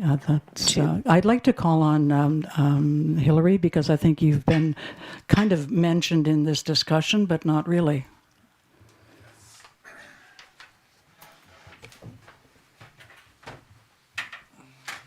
Yes. Okay.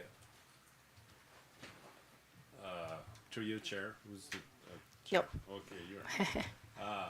If you have apprehensions here, let's go back to the drawing board. I have no problem. We'll study the scope of work, and I'll bring back a recommendation in the future.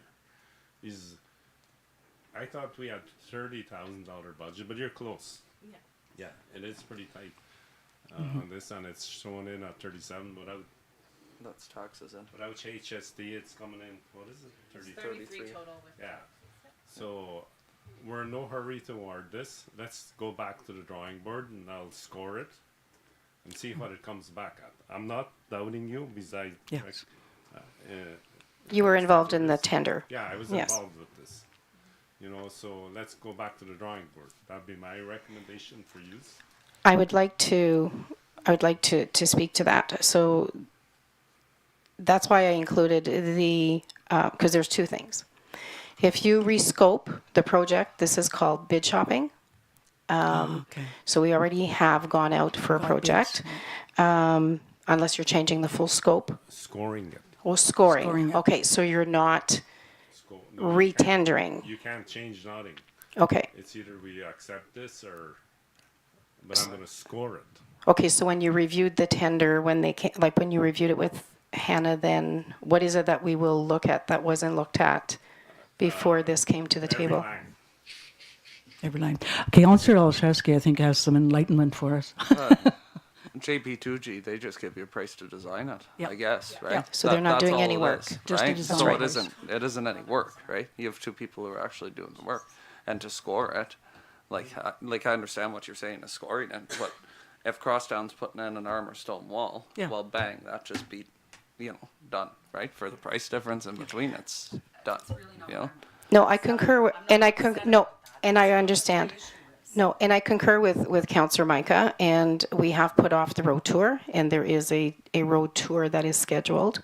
Awarding with condition of a site visit allows for the road tour to happen June 21st, so that you can see that. And it states in here that it has to be, there's a drawing here on there, but what does that mean? And what Yes, does it physically, and compare it to what was in the tender? So that would not happen until,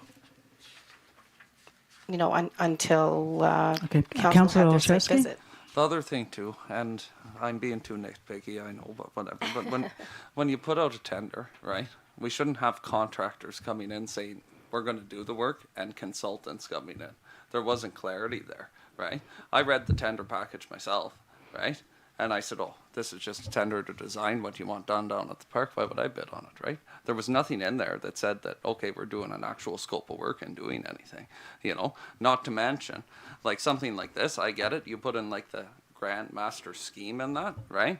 If you want it to be a fair tender, everybody has to be on the same page. Whether it's a sketch like what Crosstown has at the back here or whatever, just that, right? That's what we need, a sketch. Well, then then- everybody's on the same page, done, right? For future reference, right? So because what- at this point in time, like, it's basically your pricing on, I'm going to do, let's say Crosstown, I'm going to do way more, double the work that MWS is going to do, which is very well possible, right? And then you have the price difference, right? Everybody has to be on the same scope of work to get an accurate price. But now that you tendered it out once, we're almost in a pinch, as in, okay, can we re-tender it? That isn't a good idea because No. everybody knows what the prices are and everybody knows what Crosstown wants to do and how much he's charging. You can't fairly re-tender it out. So we're sitting in a situation where it's, you know, I have a quick, just a second, please. In regard to that, I want to ask you, then how did one give us a sketch with what was wanted and the other two didn't? So MWS did provide a sketch. They only are doing, so their tender only had the drainage concerns and they did not include the wall, which is why I didn't have them considered to be awarded this tender. But I can Okay. provide the documents. And the other group?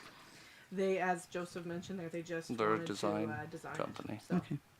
there was no construction related. No. Thus, my suggestion that an award is conditional Yes. Okay. I to can see after that. the yeah. site I visit, believe and then it that's comes the back right to way to council. Yeah, I do it. believe. Yes, and that's, yes.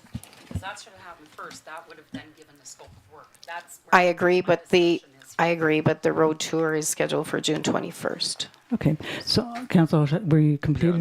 no, I agree with Okay. that, right? So, it has to be conditionally yes, awarded okay. because eventually you're going to get contractors mad with you, and then who are you going to? Are you making a motion for that, to that effect? What's I Are you can making- add it to. Yeah, it- yeah. And I add can it to? add Yeah, it I'd make to a there. motion to that Yeah, effect, okay. right? That it's conditionally awarded based off of a site visit with council Yep. and the contractor being there and Yep. agreeing, okay, this is Yep. what you're doing for this much money, Okay. right? And then in future, we'll do Yeah. better. Exactly. We'll do better. Yeah. Okay, thank you for that. Thank you. Next item. Can I read the motion? Yes. Oh, sorry. I'm sorry. Yeah. The motion was made. Do we have a seconder? I'd like to read it to make sure that we're clear Yes. on. Can the I direction. just pause for once you read? I'd like to give Hannah a break, please, Okay, sounds good. because I think that a lot of stuff was. That council approve the staff recommendation toward tender MV 2023-02 Lakeshore Park, address drainage and install barrier wall to cross town, construction in the amount of $37,177 plus taxes, and that the award of the tender is conditional to a site visit with Public Works Council and the contractor. Do we have all in favor? Yeah. Okay. All right. So I think I would take a 5-minute break. I'd like to move for a 5-minute break. Sure. I'll second that motion. Thank you. All in favor?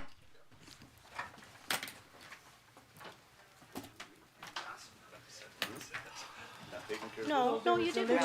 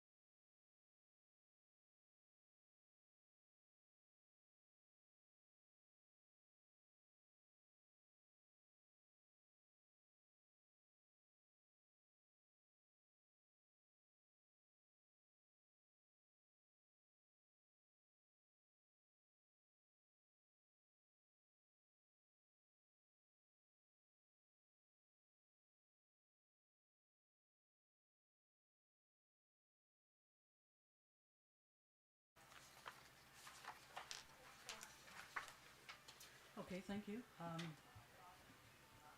the library reports. Yeah, the library report is just information only. Okay. Am I on? Yeah, okay.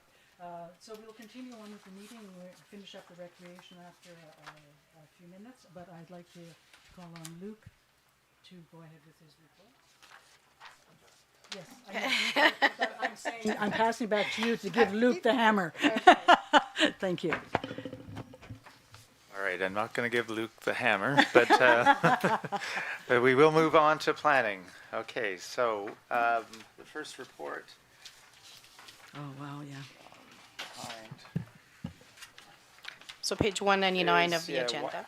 11.11, Bill 23/OPA 35, additional dwellings. Luke? Yeah, good afternoon, council, and thank you. It's been a long afternoon, so I'll keep it short. As the title of my report indicates, Bill 23, OPA 35, additional dwelling units. I've provided some context here, and I'll just scroll down generally to my recommendation. Is we have now direction from the province, and this happens from time to time when new policies come in place to start new initiatives, to go in different ways with planning and development, to do different things. And Bill 23 has done just that. So the planning system has a hierarchy of policies that starts with the province. It flows down into official plans and ultimately into our zoning bylaws, which is where the rubber meets the road, which is where building permissions get activated and standards are established and that sort of thing. And so with Bill 23 and with additional dwelling units, we are mandated to proceed. And we have until the fall of 2023 to, we should have a policy in place to do that. And as we all know, time goes quickly, you know, the months go by. And so today I'm noting for council that we've discussed this subject previously in maybe in you know, in certain meetings with a little bit amount of detail, and we've kind of added detail through as the discussions have occurred between myself and council. The County of Renfrew has now updated their official plan, so we know what the policy will state, and that update was done just recently. So now we have the official plan policy direction. And in my report to council, and council can absorb this in time, where I've included the official plan policy in its entirety and added comments in bold, where just my thoughts and recommendations for council. So certain things under the Bill 23 are mandatory, namely additional dwelling units on serviced lots. That's where there's municipal water and sewer services. The official plan policy has gone a bit farther by including other areas, namely lots that are not serviced by municipal services, water and sewer. And in previous discussions with councils, we've discussed, you know, certain ways of proceeding with this. And one of them was you know, if a lot is large and it has two dwellings on it, for example, then, you know, it almost gives the appearance that there's, you know, two lots there. And maybe, so I've kind of used that cue as a bit of a policy to shape, you know, to form in our zoning bylaw. And so, you know, meeting the mandatory requirements of Bill 23 and maybe accommodating these on larger properties, I thought would be maybe appropriate. And then for the one remainder, it's for the smaller properties. I'm trying to avoid, you know, a lot of the burden placed on staff. And I note this in my report to council, you know, the churning of studies and minor variances just to permit a use where, in my opinion, zoning bylaws should be clear. It's a permitted use. The public knows this. Council knows this. And so, you know, so for me right now, I'm recommending the smaller lots, this not be permitted. Nonetheless, we have time to absorb this. So we're still not in a pressure cooker situation. But in time, I would like a resolution of council to say, you know, yes, Luke, proceed with giving township notice for implementing the Bill 23 policies. And whenever council's ready to do that, this report will be there for your review. So if in accordance with my recommendation, council would like to pass that resolution to proceed with giving the notice, if there's more time needed, then that's fine as well. And I'll also note in my recommendation that if we're going to give township-wide notice for any policy update in our zoning bylaw, it's also an opportunity to include other things. And if there's, and I've included that under my recommendation number 4. One of them is I've noticed just since being here is shipping containers. We have a bit of an outdated definition and policy regarding them. In our zoning bylaw, they're referred to as shipping trailers, I believe, which is not really apropos of what we're talking about. So there could be some cleanup there. And also I've noticed that they are permitted use in the commercial zone, which primarily is the downtown area and some other commercials. And, maybe council could consider whether that's a good place for shipping containers or if whether the highway commercial zone would be better, which is outside of, so it's just something to think about. And I also mentioned the bunkies, and this has been in previous reports as well. So that's it for that report, and my recommendation is there, and maybe the CAO would provide further direction. I'm not sure. Thank you, Luke. I do agree with your recommendations. The second recommendation where we're talking about a July meeting, I hope that's okay with council, because we do normally take July off, or we try to, but from what I've observed over the last few years, we always end up having a special meeting at some point in July, and this is a good reason to do it. And we will have a lighter schedule to some degree in July anyway, so it's probably a good time to delve right into this. Does council have any other comments for Luke on this? Okay. Yeah, do that.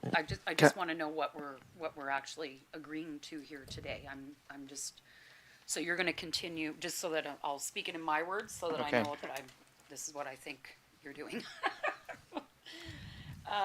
So you're going to continue you're going to review the county, you're going to continue to work on our zoning bylaws for this, for our comprehensive zoning bylaw. Will there be more than, is what you've given us today, is that just sort of, this is what I'm thinking, but that's to be tweaked more? Okay. Yeah, I'd like to mention that. So in the report, I've taken it a little step further with a draft notice and a draft bylaw.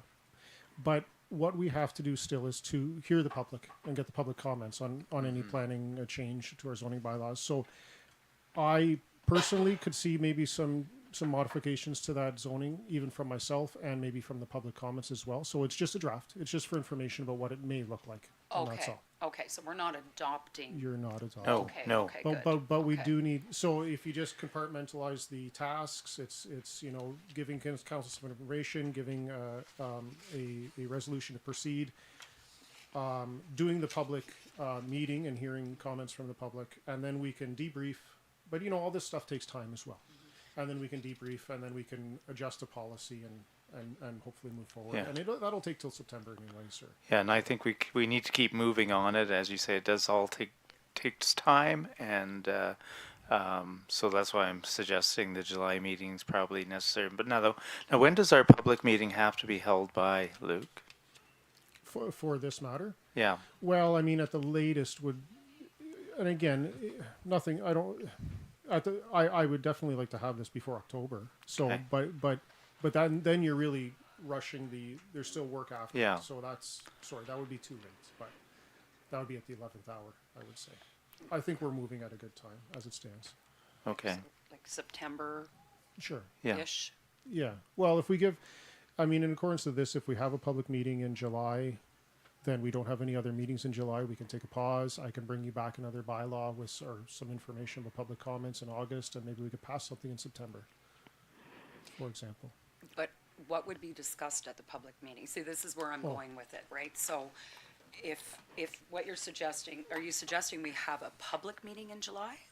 Yeah. Or a council meeting in July? No, sorry, a statutory, a public meeting under the Planning Act. So at that meeting would be presented all of the new incorporation of what we're doing here. Is that correct, or is it, I don't understand what would be hosted at the public meeting.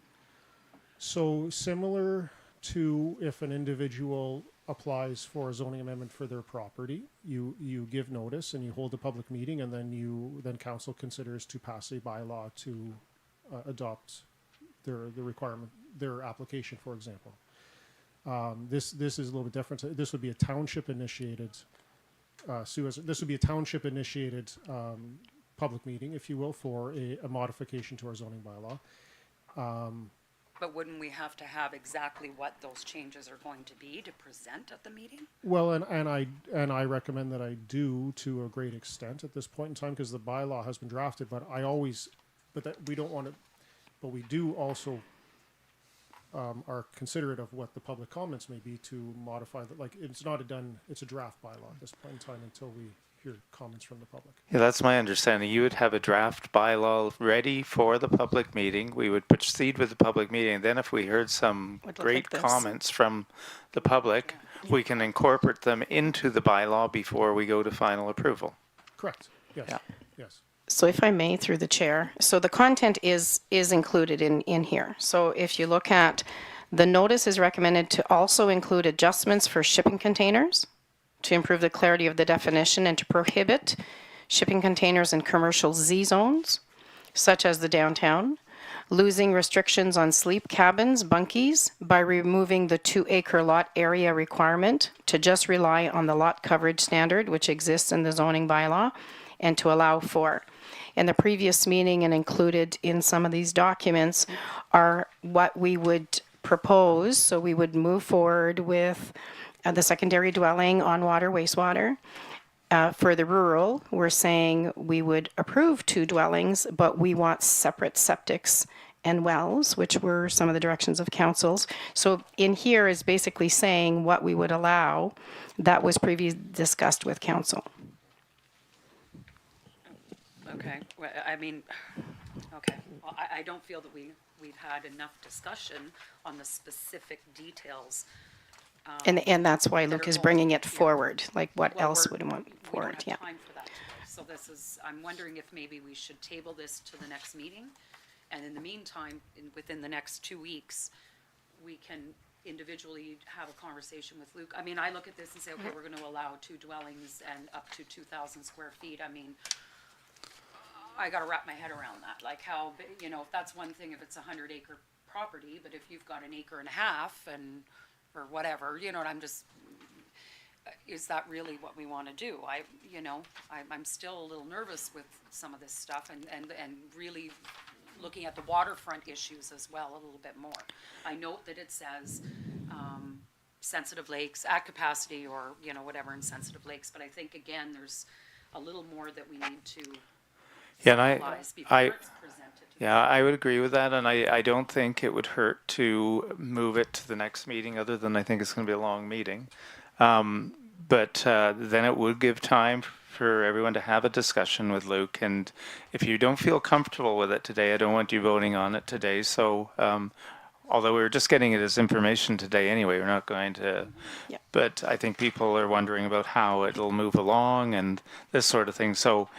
We could bring it back to the next meeting on June 20th, and in the meantime, we'll give every member of council an opportunity to talk to Luke.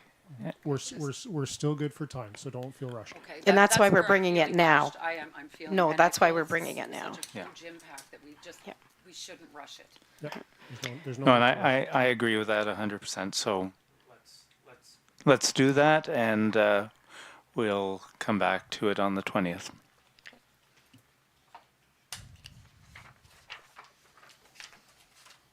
All right, the next item. I'm losing it right now. The next item is the business license request for Bee's Knees. And Luke? Yeah, Actually, I think I have that one. Oh, do you? Yes. So this is just as I've done in the past. Whenever someone has a business request, I bring it to council if it's a new location or if it's a new business. So my report outlines everyone that's been contacted. It meets the requirements. The site visits have been discussed. And there is a recommendation that council approve the issuance of a business license for Bee's Knees Ice Cream, care of Kristen Graves Kuyak, conditional to the Renfrew County District Health Unit approval of the location and inspection conditions, which they have confirmed they do. This is a commercial lot, and Andy has reviewed the proposed location. The only condition that we have placed is that when it's not in operation for the months that it's not operating, so fall and winter, that it be removed from the property because it's a mobile unit. We didn't want it to remain there on the property, and that's been agreed to. So we do have a motion which the CAO did read. Is there any discussion or any questions on this? Okay, could I have a mover on that motion? Councillor Schulis, seconded by Councillor Blank. All in favor? And that's carried. All right, we'll move on to building permit stats. Luke? Thank you. It's just the building statistic report for what I do with them. It's start January 1 to current, in this case May 31st, just for council's information. And I'll just note that we've updated this reporting format, and I feel like now it's starting to take life as some numbers are being plugged into it. And still maybe some more tweaks are needed, but it's, like I said, it's starting to show some insight. Yeah. Okay. Any questions on the building permit stats? Okay. Do we have any other correspondence or information? No, not for me. Okay, and we have no outstanding matters. Oh, sorry. Councillor Blank. Thank you. I have a question regarding, because I've been getting some phone calls and emails from people regarding the building on Opiongo Line. It has, they want it to be a multi-purpose building, and people are wondering why a council has not approved it. And my response was that we have not approved it or disapproved it. What we disapproved of it, we would like more information. At this point, has more information been brought by the group? Not at this time, I would not say, but there is a meeting scheduled for this Thursday afternoon between myself, the CEO, and the applicant and their solicitor. So Okay. we're going to sit down and we'll get a statistic. Sorry, I was trying to determine which Yeah. property we're talking about. Yeah. So you are speaking about the laundromat? Yes. Yes, Okay. the Yeah. Bautista No, there's Resort. just been a meeting scheduled. I just got the email this morning. Yes, yeah. So we'll have a meeting this week, and we'll get an update from the applicants to see what their thoughts are. Good, because council's being accused of being anti-development, so I just wanted to make sure that people understand that we are doing our due diligence. Okay, thank you. All right. Okay, thank you. Thank you, Luke. Thank you. Finish that section. We'll move on to the finance admin, and we have the CAO's administrative report. Thank you. So this is just an update. If you have any questions, I will just highlight that I did make reference that we attended the Opeongo Snowbirds AGM. They have confirmed today that the group, both Peterson Pathfinder, Opeongo Snowbirds, and RCATV will come to the table in September to review their memorandums of understanding. At the AGM, they were grateful for the participation of the businesses as well as the support from local council. We've also invited the OPP to attend that as well so that we can discuss our portion of the trail, because it was always our understanding that our residents could use our portion of the trail without a permit. So that's the main reason that we're bringing them to the table. And thank you for Councillor Micah and Councillor Blank for attending. Councillor Blank did give a welcome on behalf of council, as Mayor Wilmer was not available, had another event to attend.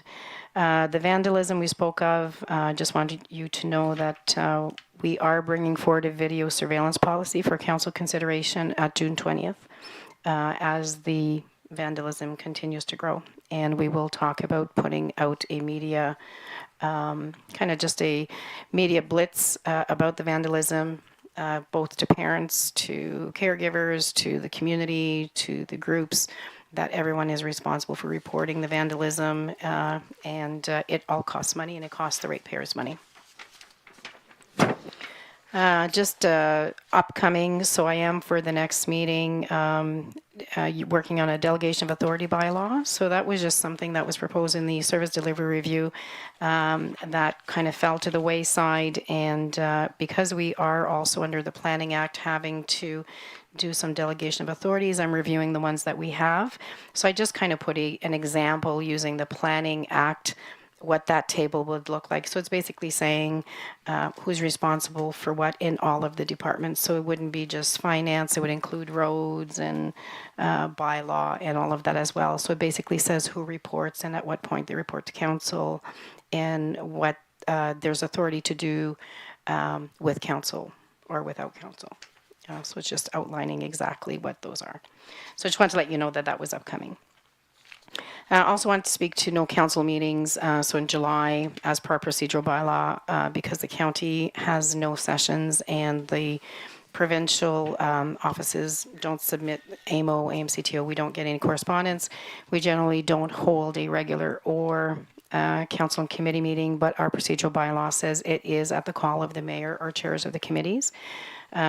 Just following discussion with staff, we do believe that there will be a need for one meeting, and it would be as a special council meeting. The only thing I've asked staff to do is, if we do that, that we make it a Tuesday. It's easier for councillors to say that if there was a meeting that was called, it would be on a Tuesday. So hopefully we would know before month's end, because we know if we send out notices for planning, like there will be a regular meeting at this time or date.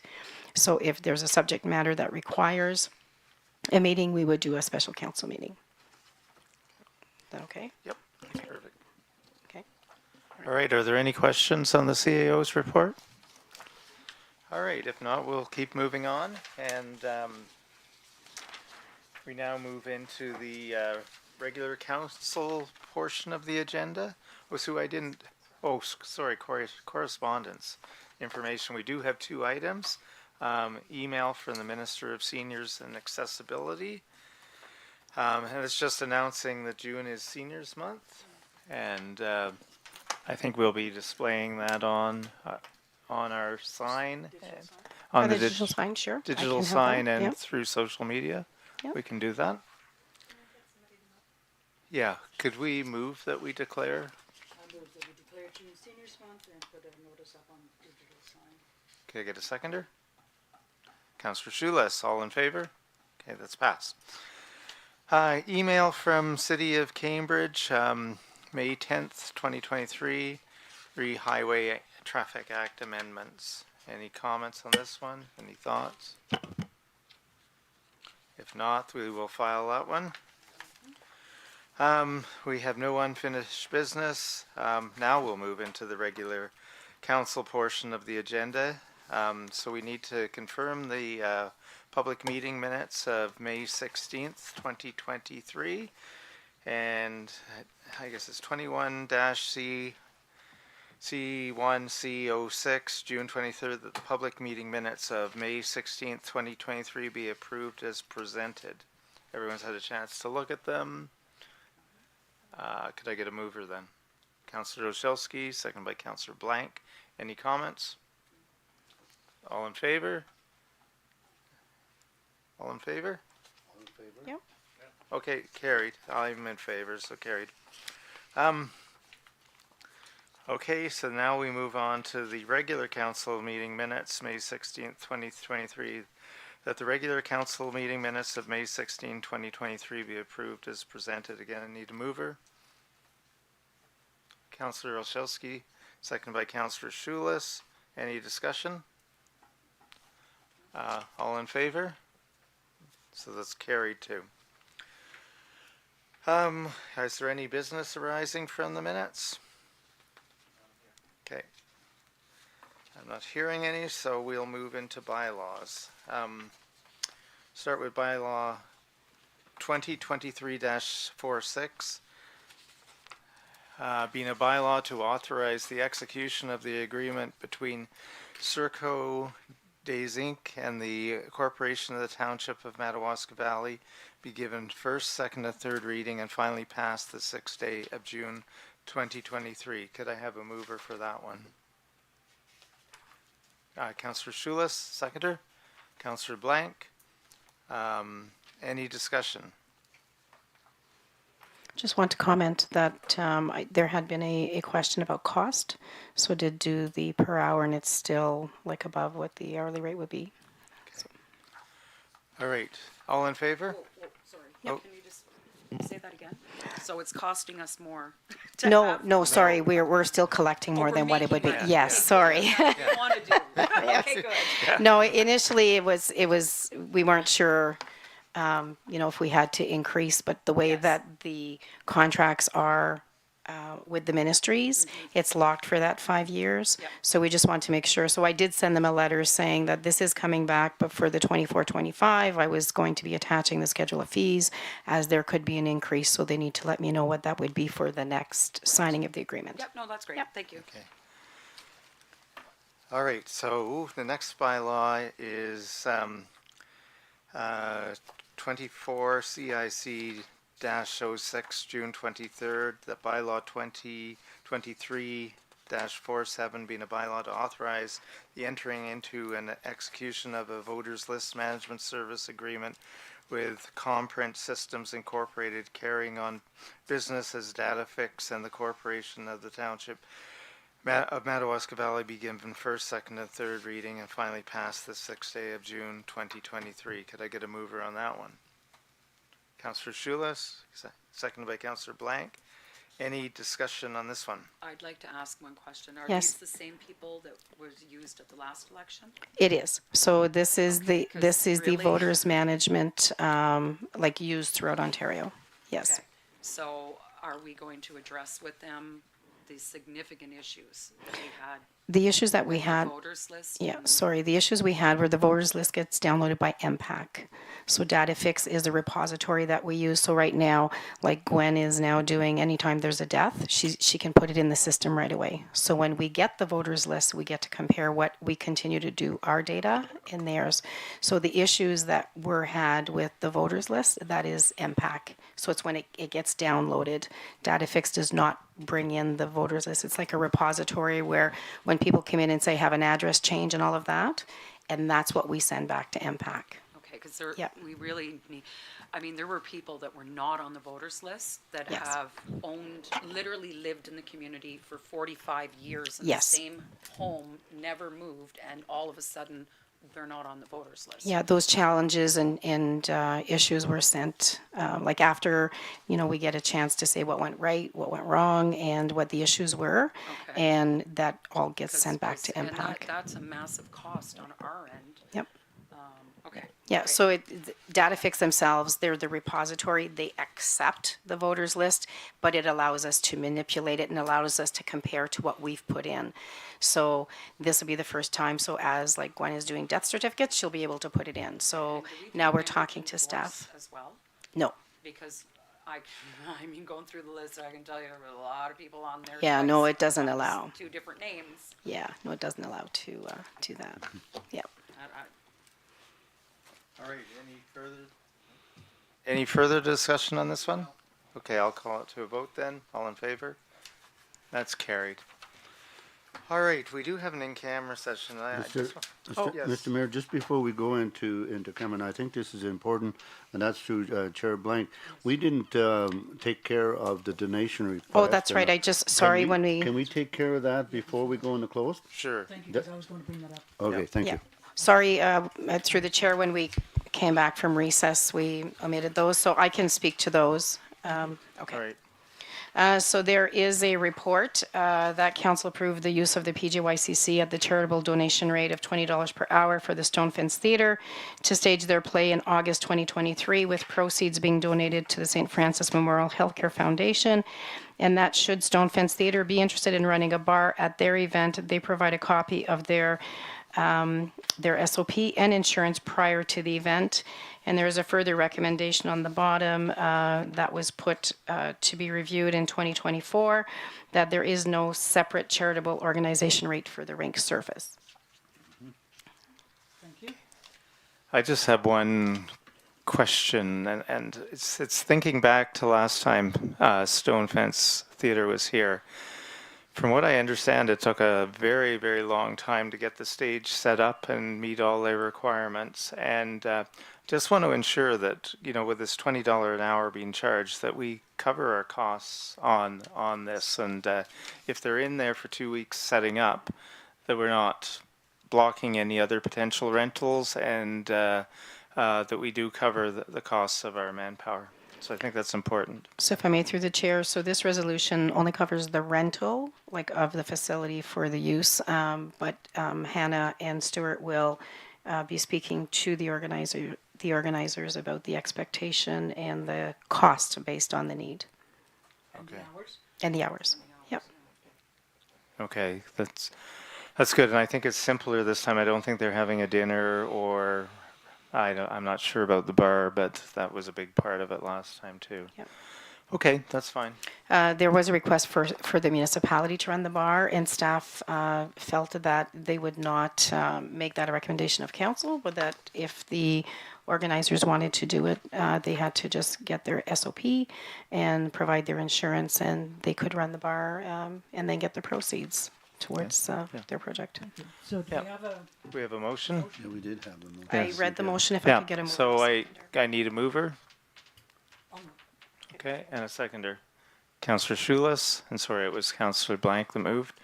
Any further discussion? All right, all in favor? And that's carried. Okay, we do have an in-camera session, but before we go in, I just want to know. There is also Mr. Mayor, a one more. library. Sorry. CO Blitz, that's on there, 10.3. Yes. Yeah, I think it's important. yeah, it is.